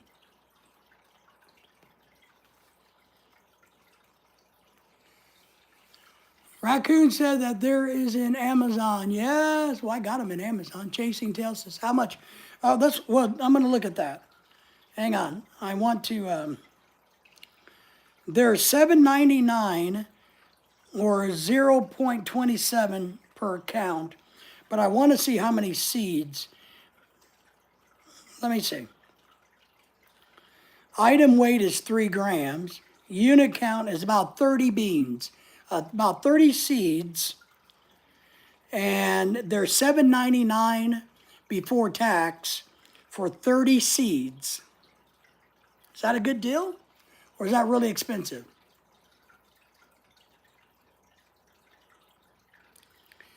I don't see them any cheaper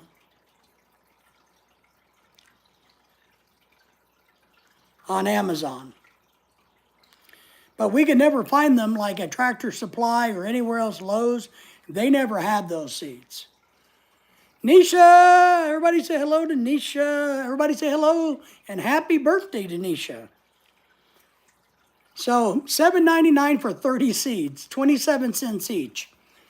Richard, what do you think? You think Chasing Tail, you think that's a good deal or not? I know it's expensive, I think. But I think I'm going to order them for Lorelai. Because that'll make me a great husband, won't it? Nisha's like, ooh, happy birthday to me. You know. Oh, it's all right, Nisha. We understand that you got stuff that you got to do where you are at. But we appreciate you stopping in and saying hello and giving us a thumbs up. It always helps. And we hope you enjoy your day. We do. I'll say hello to you from Lorelai, even though she's at work. So, happy birthday, Nisha. So, Chasing Tail, Timmy, what do you think? You think that's a good deal? I'm going to order them because I can't find them any cheaper.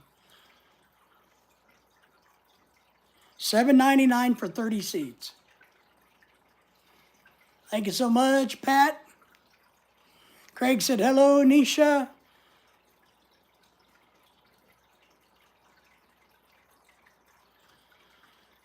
Delivered to me, yes. Brand, got it. Man, I'm feeling dizzy. Yeah, I can't find them any cheaper.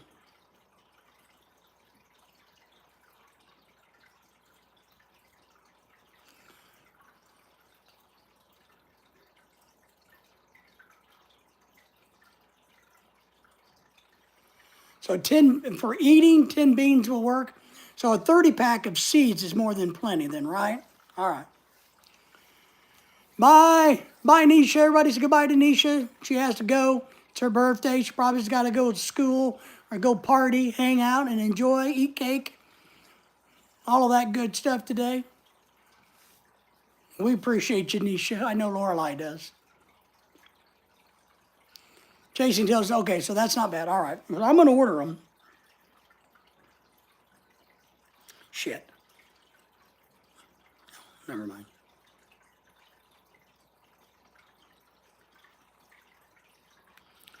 Well, I'm only trying to buy one. Am I not?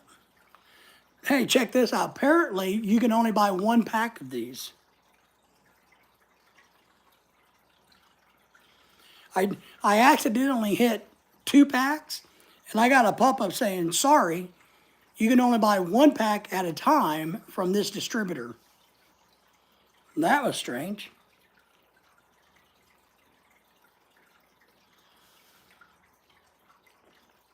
It says they'll be here tomorrow, which I doubt, but whatever. All right. They're ordered. Now, I have 20. If Timmy says I only need 10, I got 20 left over. I know Amazon sells them for 27 cents, but I'm going to tell you what I'm going to do. I'm going to cut you guys a deal. If you want to buy those seeds, I can let you have them for $3 each.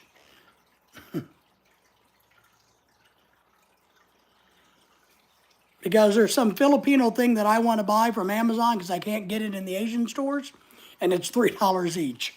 So,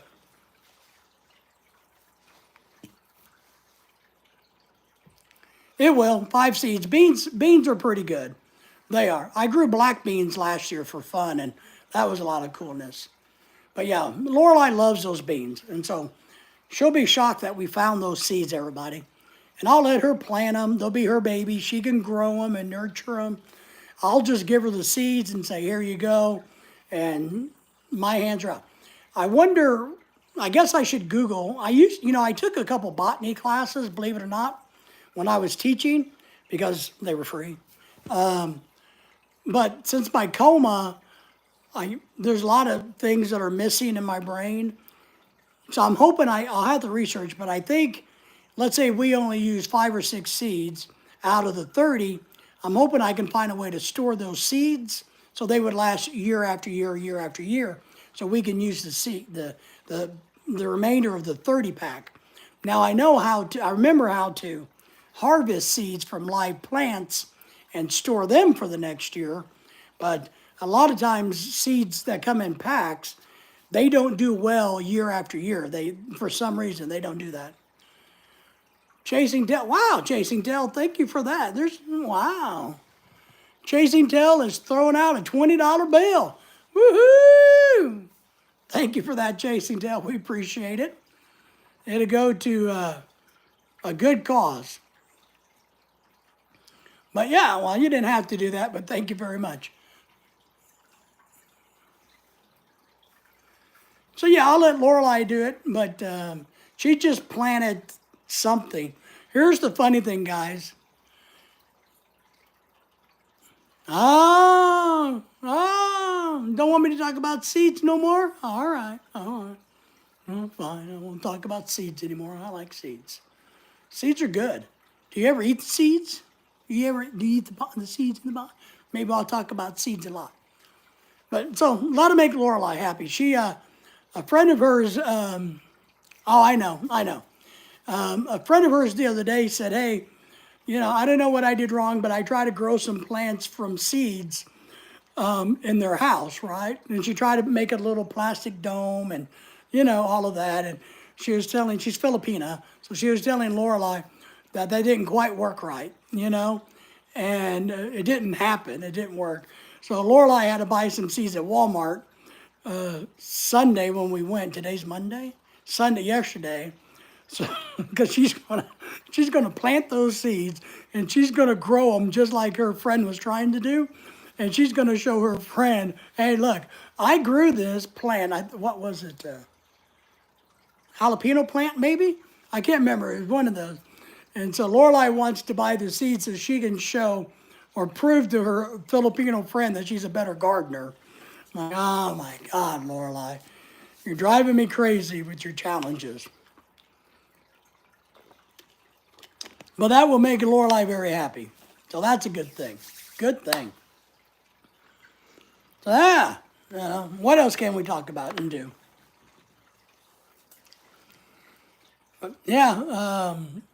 The other thing we hope to do, now you guys got to tell me the name. I want to call it the mungai tree. I think that's wrong, right? Is it the chasing tail? You probably know. You guys know what it's called, the mungai. Is it the mungai tree, right? Am I saying that right? Yeah, we'll get a trellis. We will definitely get a trellis. Yeah, I can't pronounce it right, but yes, that tree. So what I did was, thank you, Tammy, by the way. When Lorelai first came to America, I bought one. I ordered. You can order them online here in America. So I got her one, and it got so big we had to put it outside. But it didn't survive the winter. So we're hoping in Alabama. What we're hoping is maybe in Alabama we will have a place we can plant. What I told Lorelai is, like, even, Alabama gets cool during the winter. So if we put it in a container, if we have like a big sunroom or an extra room, why don't we try to grow it indoors and just keep it from getting too big, and she can harvest the leaves for eating. So they're a very warm climate tree, that's right. They don't handle weather below 40 degrees. So even in southern Alabama, they're going to die. But I was thinking if we could get it in, like a 2x2 container, that we could have wheels on it, so we can put it outdoors on the patio during the good weather and then trim it and get it back in the house. I don't know. I'm trying to figure that one out. Timmy says, I can keep them indoors, though. I can? Oh, I can keep them, you can keep them indoors. Yeah, we're going to try that. We just made the mistake, and I just haven't done it since, and we don't have a big enough space because they get big. But that's what we did in the beginning. We grew it inside the house, and then we put it outside, forgot to bring it in before we had a cold spell, and it killed it. So we learned the hard way. And I think I paid like $30 or $40 for a little bitty tree. $30 or $40. Maybe I can look that up. But we're not going to buy one again here in Arkansas. But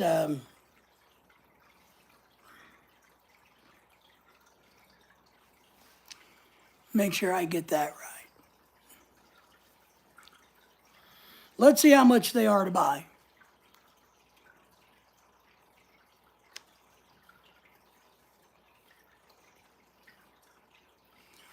I thought it was funny how in the Philippines, people just walk around and cut branches off other people's trees.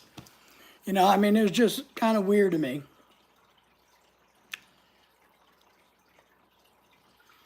Let's see. I can buy seeds for $14 on Amazon. I can buy the plant for anywhere from about $25 a little tree to about $35. Yes. Yeah, and that's what I think. And we just didn't do that. I think, and our house is kind of configured weird. We don't have another space to put another plant. Lorelai loves plants, and every plant she see at the store that's on clearance, we have to buy. So we have pots everywhere. Everywhere. And I mean everywhere. So we don't have any more room for a tree. But when we get to Alabama, I'm hoping I can, that's going to be one of the focuses. So, because we're going to do a lot of gardening in Alabama, we hope. We're going to build some raised beds outside. We're going to try to get excited about gardening. And that's one of the things I'm going to try to do is figure out our plant situation. But yeah, anywhere from about $22 to $35. You can get a 5 foot tall one for $170. But they grow really fast, so it's no worries there. But I did think it was really funny, and I told Lorelai not to do it. We would walk around the neighborhoods with our, in the Philippines, and there'd be the tree, right? And they would just cut, and I'm like, that's not your tree. Don't touch their tree. They're like, no, it's all right, And I'm like, man, in America, if you came and cut my tree like that, I would shoot you. So I just thought it was funny how, and maybe it's not a big deal in the Philippines because they grow so rapid. But I'm just like, man, if somebody came and stole my apples out of my apple tree, that's not a good thing to be doing that. Peaches out of the peach tree, now if it's a little kid, that's one thing, but if it's somebody over there with a basket loading up peaches out of your, that's not such of a good thing here in America. So, but I got that on my wish list to be able to do for Lorelai. And I like to grow plants. I really do. I actually like to grow flowers. I'm more of a flower guy. Lorelai likes the vegetables. I want to do flowers. I love flowers. Michael Moore's in the house. He says, hi again. Do you remember me from yesterday? And you grew your channel. I did. Thank you for helping me grow my channel. Everybody say hello to Michael. Michael, thank you for coming back. But I think it wasn't yesterday. I think it was earlier today, right? So, because I did a live stream earlier today watching Lorelai cook lobster tails. Because I got up early this morning, took my dog to the groomer, and then I went by this really good grocery store, not Walmart, a good one, where they have fresh ingredients. And I picked her up 2 really nice, beautiful lobster tail and a cake so that she could, have lobster tail for lunch. Yes, here in the Philippines, once it's caused trouble, people can trim them or cut them to branches that cause chaos. Yeah, and that's one thing they told me was, look, this tree grows so fast and chaotic that you got to keep it under control, right? So, but I just thought it was funny, like, no, we're going to eat this. And they're just like, well, whatever. Craig says, hello, Michael. Hello, Michael. So, but yeah, Timmy, it's cool. It's cool. I mean, if you live in southern Florida, you could probably get away with growing them outdoors, but not in southern Alabama. So we'll grow it inside. We will. I'm hoping to get a house in Alabama that has or I will build a nice outdoor sunroom that I can hang out in, and we'll put it out there. If you don't see me, I haven't found your live yet. Well, all right, that makes sense. Okay, Michael, that kind of makes sense. But as soon as you see our live, then we see you. Thank you for that. Michael, we appreciate you being here. Our good friend Chasing Tails Outdoors has a great YouTube channel. He donated money to our channel today, buddy. We're excited. We got a super chat. So he did good. But he has a great channel, Michael. If you haven't, Craig has a channel. Timmy has a channel. There's a lot of good channels that come in here. So if you want to help people grow, please go to their channels, watch a video, make a comment, give them a thumbs up, hit the alert bell, and subscribe to their channel. That's the right way to subscribe to people's channel so it sticks. But Craig has a great channel. Timmy does, Chasing Tail. All of these guys in here, you go and check them out too. Joe's in the house. J3's in the house. Good evening, Dave. And he gave us a thumbs up. Yes, he did. Everybody say hello to Joe. Joe, what's going on in your part of the world? Did you go outside today and enjoy the beautiful weather we had? Joe doesn't live super far from me, about a couple of hours. So his weather should have been a lot like mine today. So everybody say hello to Joe for me. Craig says, Michael Moore, the film. Oh, yeah. I remember yeah. He made the thing about McDonald's, right? Where he just ate McDonald's for 30 days. About our food. Yeah, I remember that. And he made one about the Twin Towers, right? He made a movie about 9/11. Joe says, I will go outside tomorrow. Nice. All right. Are you making any headway, Joe? I know Joe was saying he was under the weather a little bit, had some doctor visits. Are you starting to feel better, Joe? We hope you are. I'm going to have to, don't tell Lorelei. I need to go to the doctor, but I'm waiting. I'm going to wait until I see him again in a couple of months and bring up what I need to bring up. But I don't want to make a special trip to go to the doctor. I'm going to go fishing tomorrow, Joe. I got the fishing rods all ready. I got the mobility scooter ready. Got the tackle bag ready. I got the water. I got the rag. I got to go get some worms tomorrow. But while Lorelei's asleep and waiting to go to work, I'm going to get up and go fishing. Macus was someone, McDonald's was somebody else, was it?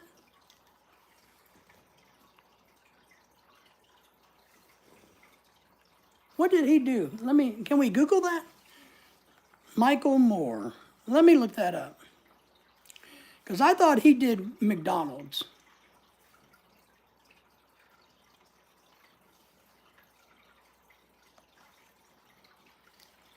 Or no, maybe that was the other guy that did. You're right. Maybe that other guy.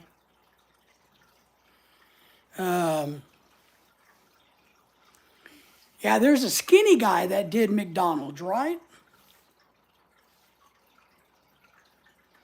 Yeah, Michael Moore is kind of a fat guy like me.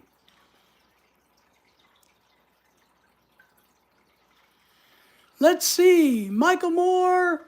Not much. It looks like it's going to be a while. All right. Sanders says, pick me up. Woohoo. Sanders, are you running the roads tonight?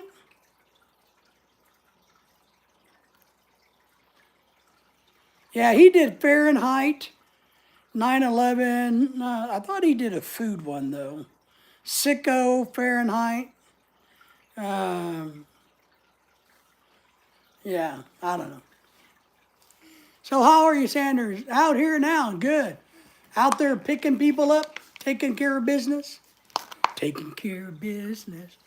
By the way, everybody, Michael, if you haven't subscribed to our good friend Sanders here, please do. He has a great YouTube channel that he's grown. He's a good man. He's raising a great family. He's a good guy. So check him out. Claude was in earlier, Sanders. Claude stopped by. Haven't got to see Claude in a while because him and I have been missing each other. So, but he came in for a little bit earlier, so that was nice. Trying to make, yeah, I know. I wish I could. I mean, that's one thing I really miss. I'll tell you, one of the frustrating things about being disabled and having a squishy brain and, all the issues that I have is, and the way things are structured when you're on disability, you can't go and do anything. You can't make any money. Meaning this, look, if I wanted to go get a part-time job, I would be too goofy in the head and heart and lungs. I couldn't do it. I can't stand up and work like at a counter. I can drive just fine, but then the other side of it is, the fatigue. And then the other side of it is, if I make money, then I lose money. I'll be back. All right. Michael's going to be back because I have money coming in from my college, and the rule is for every dollar, if I work the job, for every dollar I make, I lose $1. And so I'm handicapped. Even if I could, I want to, but even if I could go out and teach one class, which I can't because I'm not reliable, and my brain's squishy, I can't do it. And I miss that from working. When I used to work, I did private consulting work. I taught overloads, which means extra classes. I taught for other schools. I was doing anything and everything to make money, including prostituting myself. No, I'm just kidding. Joe, our channel is coming up on 5 years of uploading videos. Congratulations. Joe, we're really close to that. I think we're at the 4-year mark, Joe, ourselves. Congratulations, Joe. Timmy's saying hello to you, J3. Timmy's in the house. She just woke up and she's eating some sardines and rice. You know, probably. I don't know. I only like the corned beef and egg and rice. Which I actually missed the corned beef. Joe saying hello back to you. Happy day. So Timmy's doing good, Joe. She's a rock star in the world of YouTube. But yeah, congratulations on your 5 years, Joe. That's outstanding. I know, Joe, you've had your YouTube, or you've been on YouTube for a long time, which is good. We've never been on YouTube. We've only been on YouTube when we started making videos. She's asking, how you doing, Joe? We've got over 1,000 videos online now. We're getting close to 4,000 subscribers, which I'm behind on, but I'm trying to get to 4,000. I would like to get to 5,000 by the end of the year, but I know that's going to be very difficult unless I get lucky and make something that people like and want to watch, or I start showing my boobs. You know, I can start wearing a low-cut shirt, right? Maybe that will work, and kind of do this a little bit. You guys think, would that help me get views? You know, I have to go, but I think you had the subscribing thing, so I pressed it. Outstanding, Michael. Thank you. Thank you for pressing the subscribing thing. It means a lot to me that people subscribe to our channel. I'm still shocked that we're almost 4,000 people. Yeah, showing that stuff will gain more viewers, absolutely. You know, and and I joke about it because, I mean, I would do it, but Lorelai, my wife, would never. It's not in her to do that type of stuff, and I would never want her to do it. But I think it's odd how some of these channels that are combinations, that the men are okay with the girl, you know, with the girls going, yeah, and I don't know. Jason says, peace, I'm out. If you do that, oh no, you would give more money. I know you, buddy. You would go, woo, look at those hairy things. So I know what you're really thinking. Sanders says, I guess I should try that too, right? Maybe we should do that. Maybe we should do a collection of men. Chasing Tail can join us. Pat could join us. And Sanders, everybody, we could all get together and do a man boob thing and see if we can generate some revenue. So, yeah, Tail's telling you, yes, you're a sexy beast, Sanders. I love helping everyone else out, watching their channels grow. Yeah, we like that. You know, one thing I found, and I don't know if anybody else has figured this out or seemed to think this, Sanders, I know you do a lot. I think YouTube is no longer promoting these vertical live streams as much as they were. I don't think they're pushing these out very much anymore. I don't know why. And for some reason, I don't think they're putting much effort behind shorts anymore either. I don't know if it's because they have so many of them, but I don't think YouTube is pushing these type of live streams out as much as they did when they started. And I don't think they're pushing shorts out for some reason. I don't know. Does anybody have an opinion on that? So tomorrow when I go fishing, I'm actually thinking about doing a horizontal live stream so you guys can see the environment more and enjoy it, because I may not get as many views, but for the people that are going to watch me go fishing, they might enjoy the nature more and the scenery by doing it that way. Every 6 months or so. So yeah, so I'm thinking, well, if YouTube's not pushing this out super hard, then why don't I give you guys a better view? People support those channels that feed their perverse mood. Yes, which they have all the time. I know, I know, I know, I know. And look, I have mixed feelings about it, right? Because I think everybody has the right to make money however they want to make money. And you have the right to do with whatever you want to do with your body. But it just, I don't know, Timmy. Michael says, I got to go. Bye. See you, Michael. Take care. Thank you for being here. So I get it. I get it. We all need money. But for me, it would be, now I'm okay doing the man boob thing. But I think it's, but that, that's only in humor. Why do you, I don't know.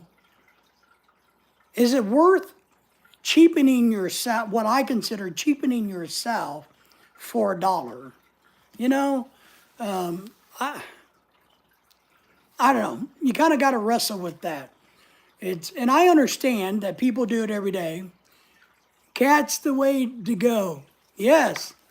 Cats gets a lot of views. Dogs get views, but we don't have any cats. Sorry, Craig. Can we borrow your cats? Can you send me some videos of your cats so I can put them on my channel?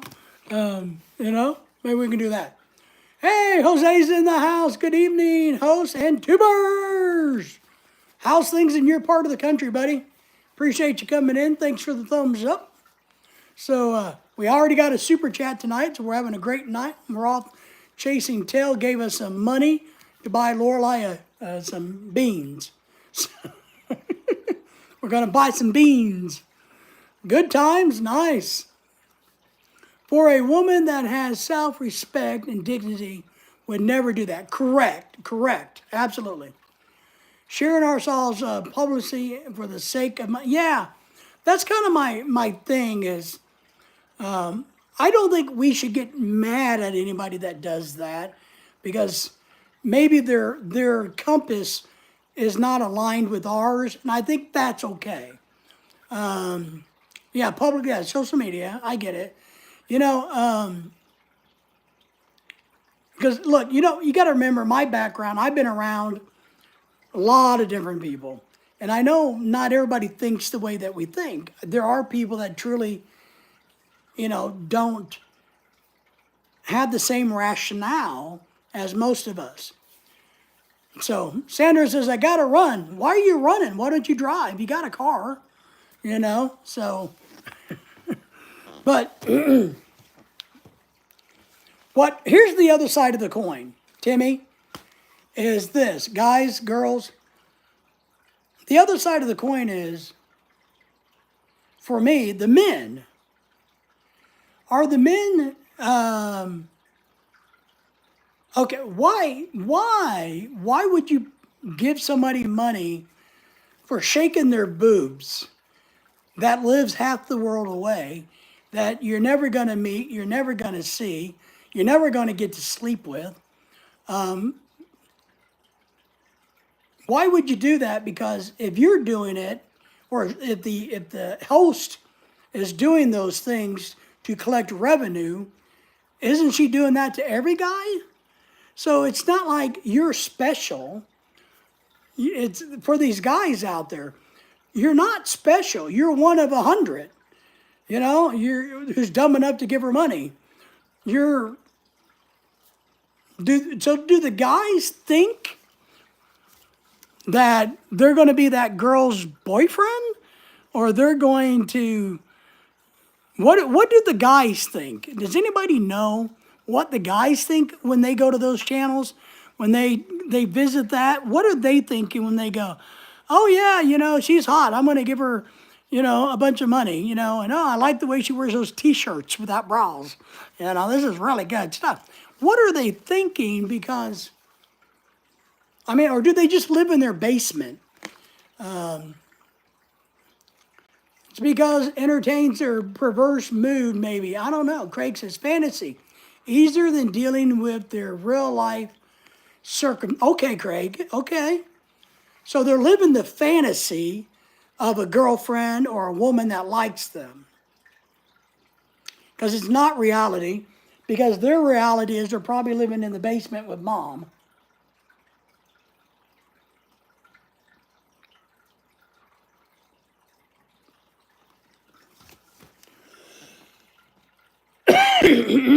So that makes sense, right?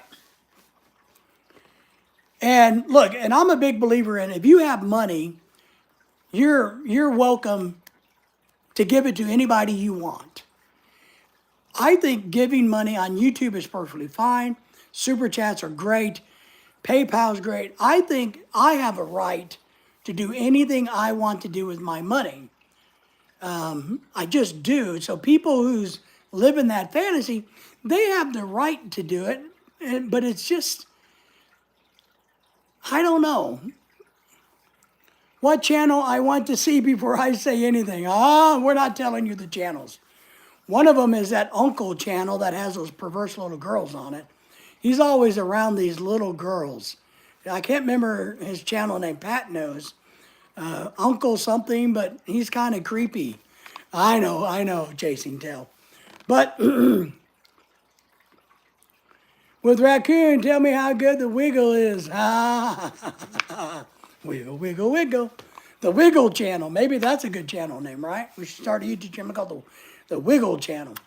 But I get it. You know, it's kind of like we were talking over the weekend that we know somebody who makes good money in his life, and he shares his money with his kids. And but his kid is old, you know, and Lorelai and the others are going, well, why is he still giving his daughter money? And I'm like, well, he has the money to give her. So because he wants to pay her car payment or buy her, you know, it's his money. Yeah. Joe said something, but he took it back. Jose, the Wiggles. You guys remember the Wiggles from Australia? They had the 4 colors, wasn't it? Or 5 colors? Man, I knew those Wiggles. I used to know that damn song. They had the purple, blue guys. Remember that? Craig should know those. I typed in wiggle, wiggle, and it sent me there. Yes, the Wiggles. I remember them. They could have been looking for a wardrobe manufacturer from the girls. Yeah, maybe. Yes, I saw them in Japan. Really? That's pretty cool. Yeah, we used to watch them on TV. I had a friend that had little kids, and I would babysit sometimes, and we'd have to watch those damn Wiggles, you know. And then the Barney guy, the big fat purple Barney guy, you know.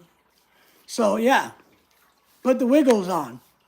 But I guess what I remember was they were all educated.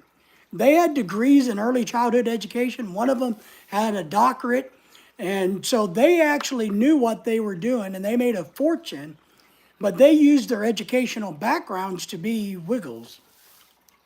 They started out as a rock band, the best failure ever. Yeah, if they started out as a rock band and they became the Wiggles, man, they literally took lemons and made it into diamonds. Because I know they made a fortune as the Wiggles. Because my friend bought all of their damn tapes or CDs. You know, then they had to just play them over and over. And I can't remember, I think they came to America and did a tour. And everybody laughing at that? They don't sound good. Well, they, as a rock band, but as they were designed for like kids 6 and under. And they were an educational TV show. They had different colors. They were called different names. They had different colors. And they would teach math and science and stuff by using song and rhymes. So they were an educational show. But they had a damn song. They had one song that they repeat, and I don't want to hear it, that was repeated over and over and over. So if you ever watched the Wiggles, there was a musical thing that drove you crazy.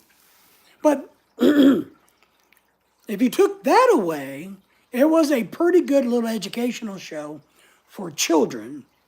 But my God, did we have to watch that crap over and over and over. Not a fun time. Not a fun time at all. Thank God they're... Craig, are they still in Australia? They were Australian. I remember that. Maybe they moved back. I don't know what they did, whatever happened to them. Now, I don't know what young kids watch. Now, do young kids watch Barney still? Is there anything that kids watch, or are they watching transsexual, transgender TV shows now? I got a feeling that's what they're watching now is, hey, it's okay to be 8 different sexes at the same time. Smart kids, video, yes, largest portion of social media now. Yeah, yeah. I think kids are smarter, but I do worry about what they're being indoctrinated to. I wish people wouldn't try to manipulate children. Teaching them science, math, education is one thing, but have an opinion about certain things should not be brought into the classroom. I never brought I taught adults. I never brought my opinion about politics, religion, sex, or anything in the classroom.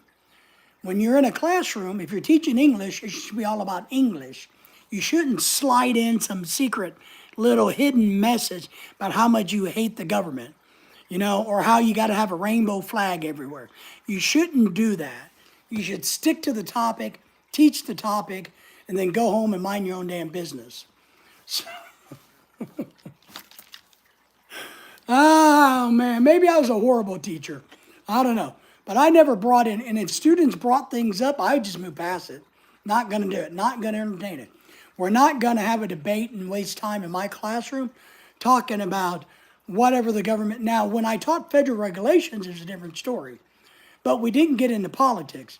We would talk about the formation of the government, how the laws came by, how the regulations came by, how they passed them and approved them, and how they've never been changed since 1974, and how they adopted what somebody else said to do, and the government just said, okay, great, So we talked about that when I taught federal regulations, but we never talk about the idiot presidents or vice presidents or cabinet members or the Senate or anybody in my history. We just wouldn't do that. We all manipulated children, create the voice in their mind that does not allow them to be their true self. I agree. Growing up, I watched Mr. Rogers and Captain Kangaroo. You guys remember? Well, Timmy doesn't know that. She's young. But all of you old people, you guys probably remember them, Captain Kangaroo and Mr. Rogers. I remember watching them growing up. I remember watching Speed Racer. That was my cartoon. I like Speed Racer. So, and I don't remember, I watched a little bit of Sesame Street, but I never cared for Sesame Street. I thought it was irritating. That damn bird needed to be slapped. So I didn't ever really watch that, And the Cookie Monster made such of a mess.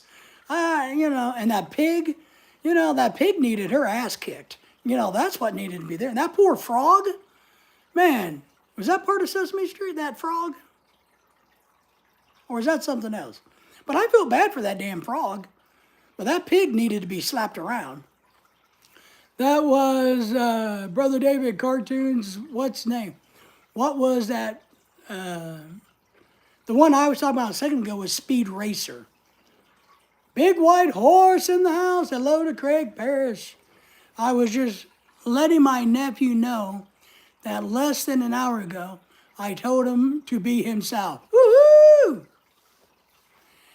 But do you know what you got to follow up with? What you got to follow up with is be yourself, and it's okay today not to know who you are. It's okay not to know who you are today. Tomorrow's a different day. 10 years is a different day. Because we change and evolve. We change and evolve as humans. We grow, we learn, our brain's capacity enlarge, the capacity enlarges. We shape ourselves. So who we are today doesn't mean who we are tomorrow. So absolutely, you tell young people, look, you got to be yourself. You got to be true to your own feelings. If you think something's wrong, something's wrong. If you don't like something, then go with that. If you like something, you go with that. But just go slow and easy and don't get so wrapped up in having a perfect identity. Was your favorite too? I remember that one, Speed Racer, and then we had, was it He-Man? who rode the weird I don't know. That's the reason why kids should have limited screen time. I agree with that. Parents need to let them play physical games, absolutely, Timmy, and help them develop motor skills instead. Motor skills and problem solving. What we don't teach children, and they need it horribly bad, is rationale problem solving. How to look at something and rationalize it, understand it, how to look at a problem and come up with a solution. We don't do that. And that's what needs to be done in education. There are schools, private entities, private schools now are teaching that to first graders. They're teaching problem solving from the day one. But public schools don't do that. The mind is not contained within the skull. It's an antenna connected to everything. I agree with that, Craig. Your mind's just not in here. Your mind is everywhere. It's where you choose your mind to go and to be. And I really believe this. If you it's kind of like what they say about being closed-minded, right? That terminology. If you're closed-minded, if you're making the choice, and I know people like this, especially Bible thumpers. You know, Bible thumpers is one classification of people that have a closed mind. Come hell or high water, they're not going to open up their mind to see anything. Nothing. It's the Bible, and that's it. That's everything in the whole universe. And that's sad. And people like that, you can't change their minds. Don't even try. The only way they're going to figure out is to do it on their own.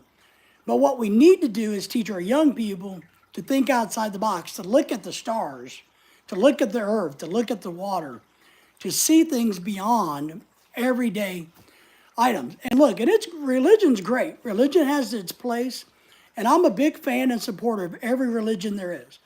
I get a lot of people on this channel asking me, hey, are you Christian? Are you this? Are you that? Because they're trying to figure out what my religious beliefs is. I believe everybody's right. Here in the Philippines, even public schools have problem solving in primary schools to high school. And that's good. In America, it's not so much. But STEM is coming along, STEM, science, technology, and mathematics. Science, technology, engineering, and math is STEM. That's the new curriculum that helps people learn to problem, or help kids to problem solve. But we have to tell people it's okay to think. It's okay to have a vision. It's okay to have a dream and a wonderment. It's just okay. Don't put yourself in one box and say, I'm done. That's wrong. Don't do that to yourself. You're missing out. And I know people like this, that they absolutely cannot see outside of their own box that they put themselves in. And I sit there and I go, well, look, I recognize it. I know what they're doing.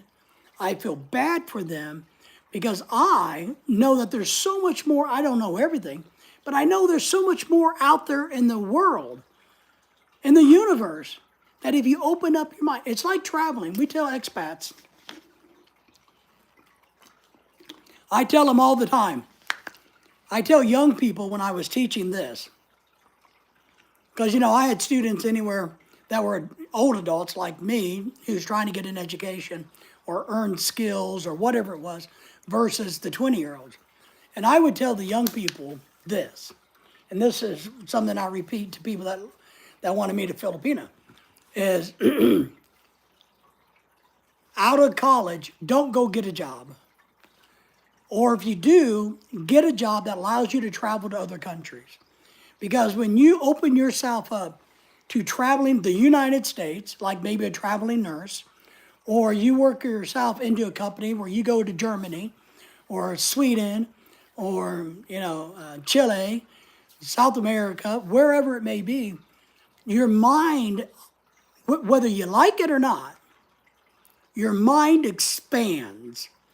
Even if you're a closed-minded nut job and you go to a foreign country, unless you're just horribly locked, you're going to see things that blow your mind. Your mind's going to expand. I really believe this. And that's why I tell people, look, go travel. Go travel. And if you have a wish to go to the Philippines to meet a chick, go. Quit wasting time. Don't waste time. Pack your bags, get your ticket, and go. Don't be a wussy about it.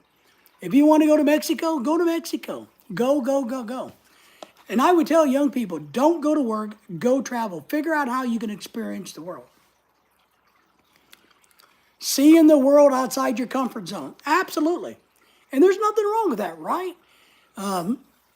It's hard to get out of your comfort zone sometimes. I know people that literally can't get out of their comfort zone. And they wouldn't if you tried. You know, but it makes us better people. So I would teach my young students to go and do this, and I would tell them, look, if you go and experience the world, one way or the other, backpacking, working for a company, when you do get married and you do have children, you're going to be a better parent for having a broader mind and a broader understanding how other things work versus what you've been raised in. That's how people grow, Timmy says. Absolutely. And I would tell them that, said, if you want to grow as a person, travel.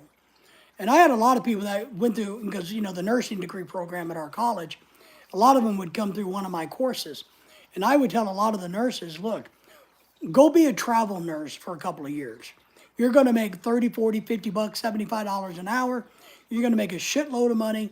You can bounce around the United States as a travel nurse, experience the USA. You're young, you're 21, you're 22, 23 years old. You have no attachments. You don't own a home.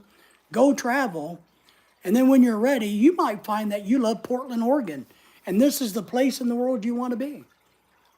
And you would have never known that if you would have got your nursing degree and walked over here to Mercy Hospital and got a job. To some people that has means of traveling, yes, that's the best way to learn. It is. And that's what I would tell the young people. Look, if you don't have the means, get a job where you can travel. There's a lot of jobs that want young people to go traveling, whether it's in the Philippines even, or the country that you live in, like the America, or go overseas and work for some companies. And you may have to make sacrifices, but it can be done.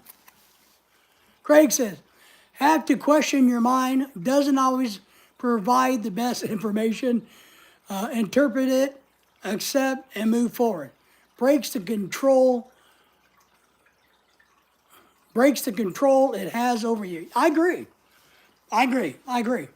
You know, I'm reading something here. Well, that's one thing we got to understand. Our mind doesn't always give us the best information. We interpret things goofy, wrong. I've made so many misinterpretations. I can't tell you how. I've gotten my own head, my own mind has screwed me over because I made, the bad choices, which is part of not knowing. Some people can just earn enough to provide a living and travel, has no room, no matter how much they like it. Yeah. And you're right. There's a lot of people that can't afford to travel. But and whether you travel globally or within your area, if you get a chance, it's kind of like when I was teaching. Every time the college needed somebody to go to a conference, I'll go. I don't know what the hell it's about, but I'll go. I almost got to go to Russia on somebody else's dime because we were sending a delegation to Russia. Big White Horse says, everybody can't do everything that's everyone else's. I agree with that, so don't even try. Some people aren't fed enough energy to do what other people do. People can find their own path and their own pace. However, I agree with you. And if they open up their mind, it's helpful, right? And that's what we're talking about. If you expand your mind, it doesn't mean you got to do it at lightning speed. You do it at your own pace. You do it at your own will, because that's how it sinks in.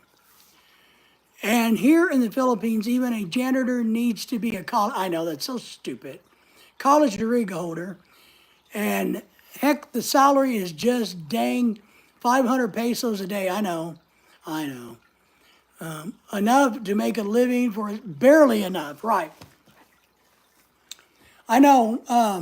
I think it's really weird Timmy, and I don't quite understand. I will admit, and I've talked to a lot of people in the Philippines, I don't quite understand because I think it devalues a college degree.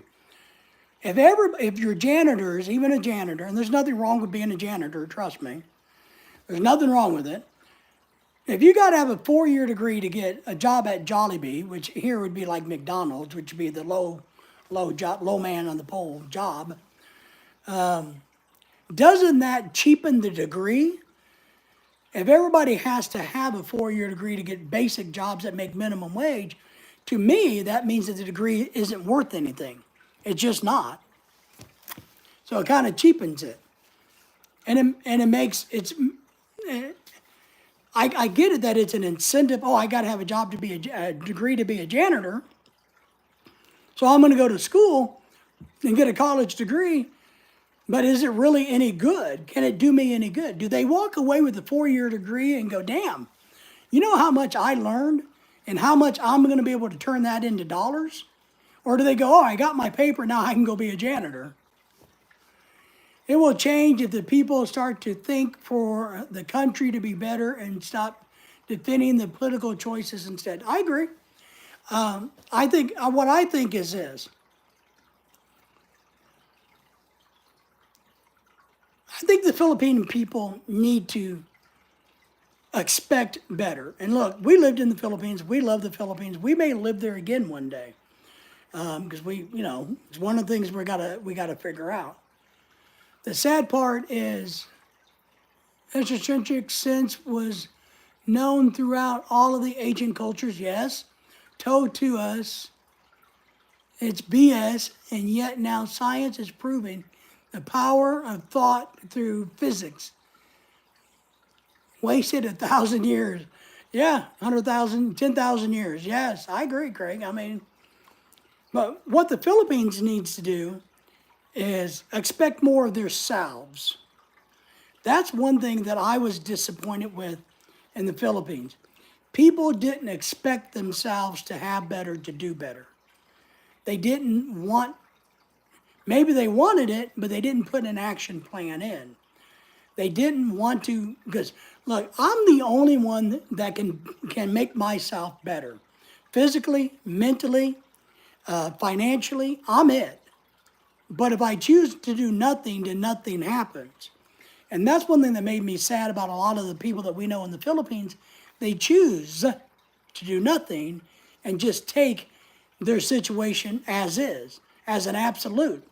And that's sad. And so people in the Philippines have to start expecting more out of themselves to get out of this weird level, this poverty level, this weird thing that the Philippines has. And I'm not saying every Filipino does that, but I think it happens a lot. But here we can barely express how we see things. I agree. People here cannot correct. And if you do, they are sarcastic and you ask, are you perfect? I rest my case. Yeah, I agree. That I know it's you guys have it ingrained in your culture, I think, to keep each other down. I think the Philippines has it ingrained in their culture that poverty is okay and nobody should succeed. Big White Horse says that's the evidence, the prizes that you can't take everyone's opinions as truth. I agree with that. Well, an opinion's not a truth. You have to evaluate stuff yourself. I agree. Yeah. And one thing I tell people, look, an opinion is not a truth, right? It's just not. It's somebody's opinion. That's what it is. If we take it as truth, then we're the idiot. When you get somebody's opinion, you take it as a data point, as a variable, as information. That's what you do with it. You take it as a data point. As you collect your more data, you're researching, you're understanding about where you're going to go and what you do. It's a data point. Craig says, the problem is we don't have the tools to understand the truth. Yeah, I don't, Craig, I know what you're talking about. I kind of agree with you. Humans have not tapped into their capability to truly understand stuff. Spell check, oh, I know. So, but what I tell people this, when it comes to somebody's opinion, they're going to, now remember, I got to tell you the funny thing. Remember, assholes or opinions are like assholes. Everybody have one, right? But here's what you got to look at. When somebody gives you opinion, you put that here. And then what you need to do, if you're smart, is you're going to look at this person and evaluate how strong of an opinion that is, how good of an opinion that is. If a person says, hey, here's what you need to do. You need to save X amount of dollars, put it in your bank, and then you put it in a mutual fund, and you do this, and you have all, and you blah, blah, blah, blah. And they give you financial advice, right? Take that opinion, and then you look at them and see where they're at. If they're making money and doing well, then maybe you give this some credibility.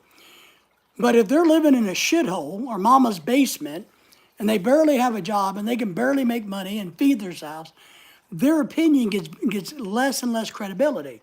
So you look at the opinion, you evaluate the individual that gave you the opinion, because that's going to tell you how much you want to look at that opinion. It's kind of like I had my sister years ago. I thought it was really funny. The second house I bought that had a swimming pool, it's a beautiful home. Really loved it. Well, that's what I had when Lorelai was there, when she first came to America. And my sister came for a visit one time and told me how ugly my house was. I should change this, I should do this.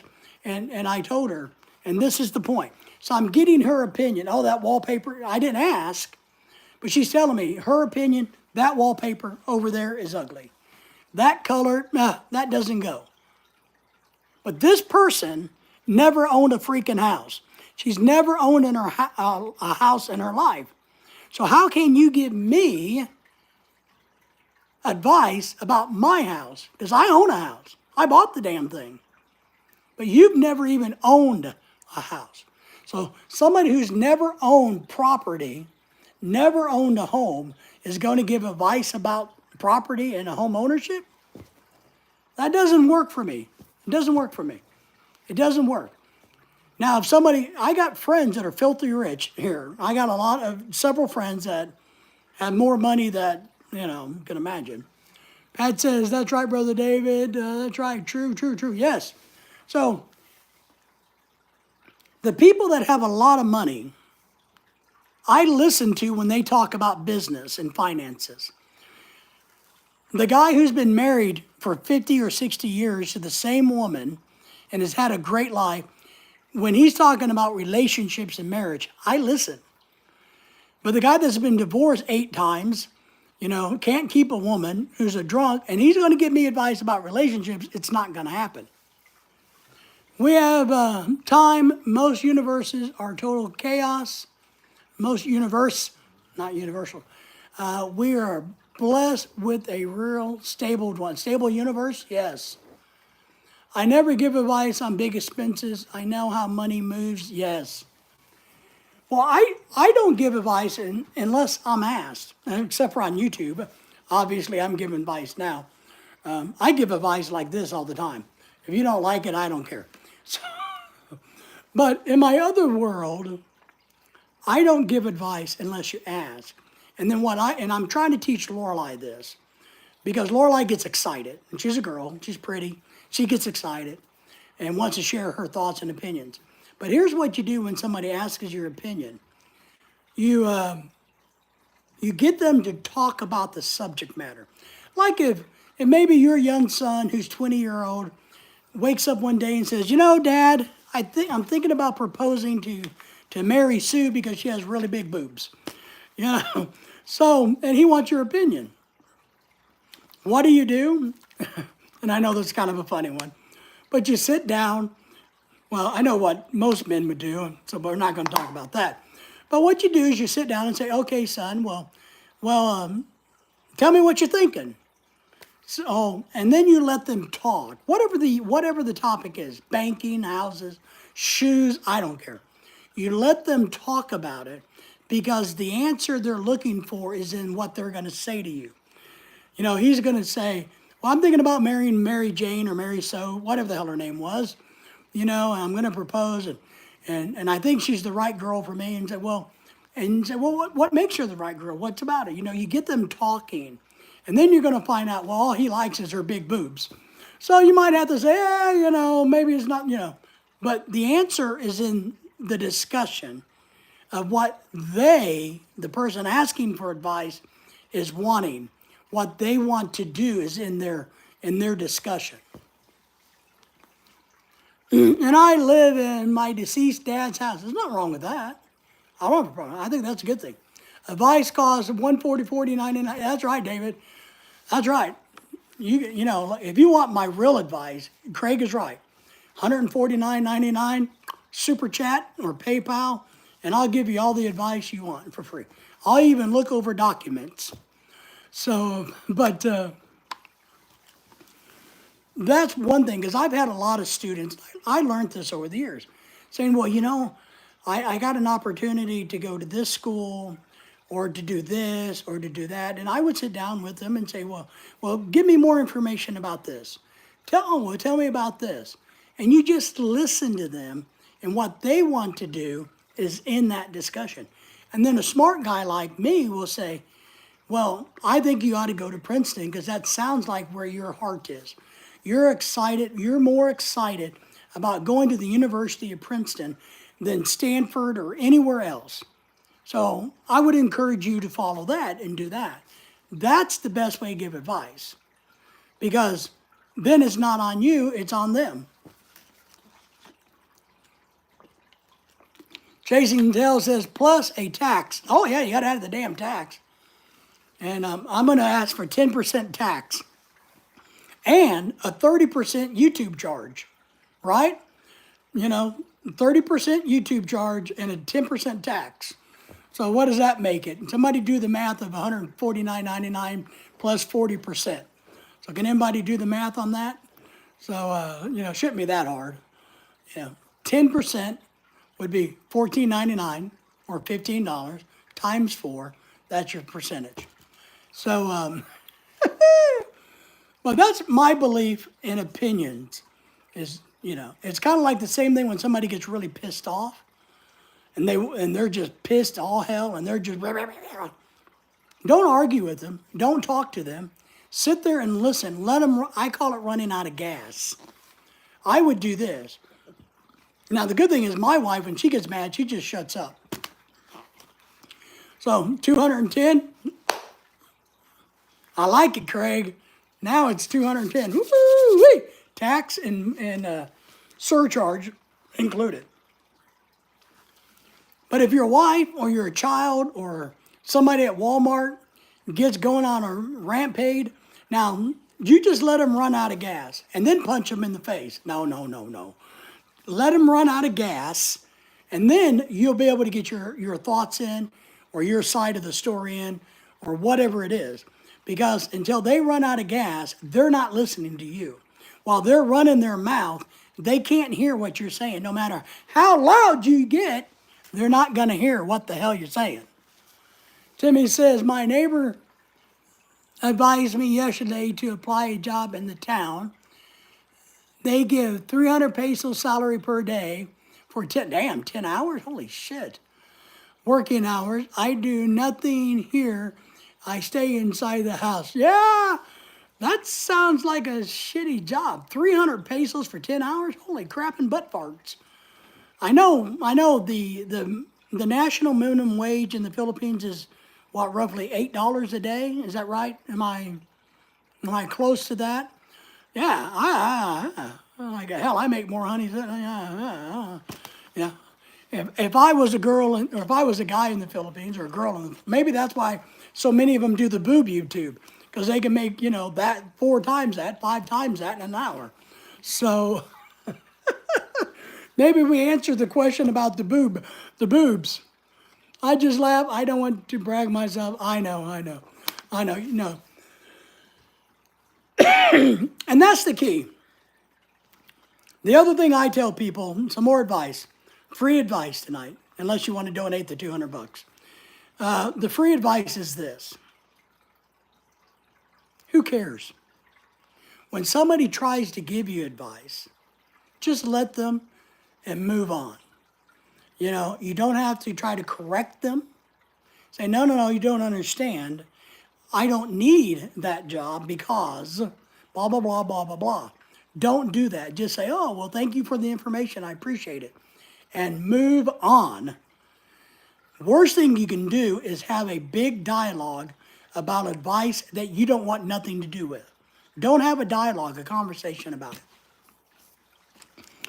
Boobs don't matter. I like MILFs. Well, you know, maybe we should call this, Pat says boobs don't matter. I'm trying to figure out this. Boobs do matter. Off of, you know, like Black Lives Matter. I'm trying to do a boobs, we like boobs matter. I don't know. There's something in there. There has to be something in there, right? But they don't matter. I agree. It's not that important. But for the point, if, you know, if you can go and make, 300 pesos for 10 hours, I can understand why the girls are on YouTube shaking their moneymaker because they can make, you know, $30, $40, $50 a day easily. This is the advantage in this countryside. Work from home is a thing old folks don't. I agree. Working from home. I'm trying to get. I'm hoping Lorelai might be able to down the road. And I've told this story or this topic, but down the road, as I get older and sicker, Lorelai's going to need to work from home, and we're working on a career for her to where she can work at home, because there is going to come a time, hopefully no time soon, that with my health, that she's going to, and she won't throw me in a nursing home. So, thank God. So, you know, short boobs are okay. Don't matter to me. Well, you know, we're not, we better not get into a conversation about boobs. I don't think we'll do that. But everybody has their own opinion about that. But if you're only making 300 pesos for 10 hours, I get why you might want to shake your moneymaker. I'd rather work for free doing something I absolutely, and then work for jobs I don't like. I agree. I agree with you. And I've told Lorelai this. Lorelai loves to work. And she's a very good worker. She's smart. She's sharp. She is really, really a good worker. And she picks up on things like crazy. And she would like to make gigantic money.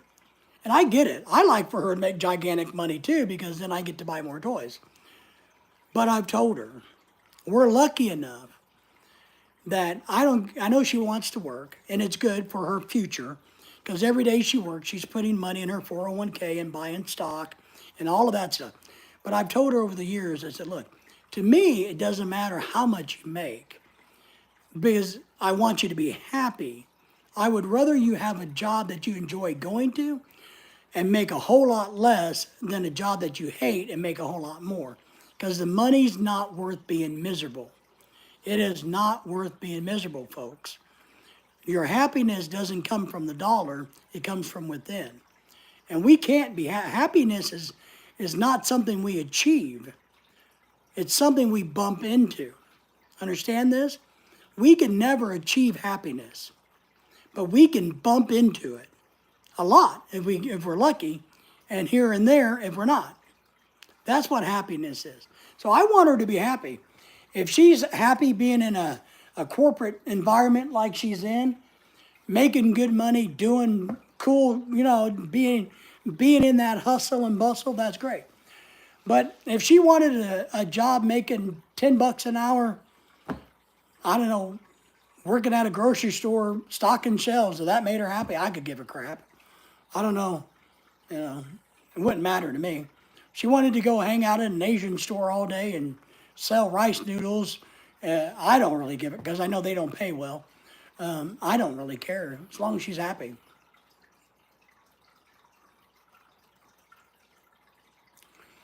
I like that. Big White Horse says, at least I know I contributed to something good at the end of the day, including his sanity. And man, I agree with that. The worst thing you can do is go home and be miserable. You know, I tell people, I would tell my students and my workers, the people that work under me, working at this college is a job. Don't take it home. You're thinking about it the wrong way. You work so that you earn money to enjoy your life outside here. Your life is not inside these walls. Your life is outside these walls. You come here, you make money so you can do things you want to do on the outside of these walls.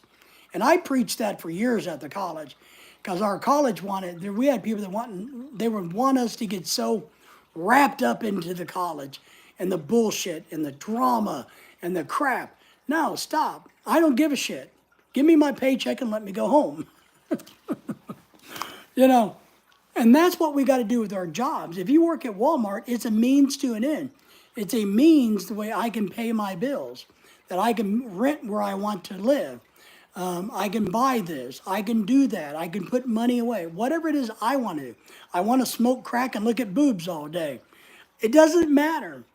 A job is a job. The job is not your life. Just the way it is. You can get a job that's your passion. And if you're lucky enough to get a job that you are so unbelievably passionate about, that it makes you excited to go to work every day, you are one of the luckiest people in the world. I had a job teaching where it was 50-50. There are so many times I was so excited and so happy and so enjoyed what I was doing. And, oh man, the money, I'm making all this extra money. We're doing good. We're having fun. I'm traveling. I'm teaching all these different people. People are learning. I'm public speaking at all these conferences, 3, 4, 5,000, all this stuff. Very exciting. Then I would go back to this other side of my job, and it was just a shitty job. Just a shitty job. Some people insane, that's just their opinion. Oh, some people think you're insane. That's just their opinion. Yes. Nice. BG here working working in the background. Oh my God, we've been on here forever. We're going to get off of here in a few minutes, actually. It's 10:45. Daylight saving times happen. I saw the president talk about daylight saving times the other day. And he's like, well, we're 50-50 on it. I wanted to slap his ass. I'm like, 50-50 about whether we should have daylight savings time or not? Where in the hell are you, boy? I wanted to smack him and say, look, our tractors have lights on it now. We need the daylight to go fishing and enjoy our lives. But they still can't come to a decision about freaking daylight savings time. I'm so mad at Trump for that. I'm going to write him a letter telling him he's an idiot. Because he needs to say, we don't care about those damn ass people that want, the morning crap. We want to enjoy the evenings longer. And, daylight savings was only enacted because of the agriculture in America. But we don't need that anymore. Good night, everyone. Got the job in the morning later. Take care. Chasing Tail. See you. We appreciate you coming. Thank you once again for the donations. Lorelei will be shocked and surprised. And don't be surprised if she reaches out to you for it. So thank you again for the donation, buddy.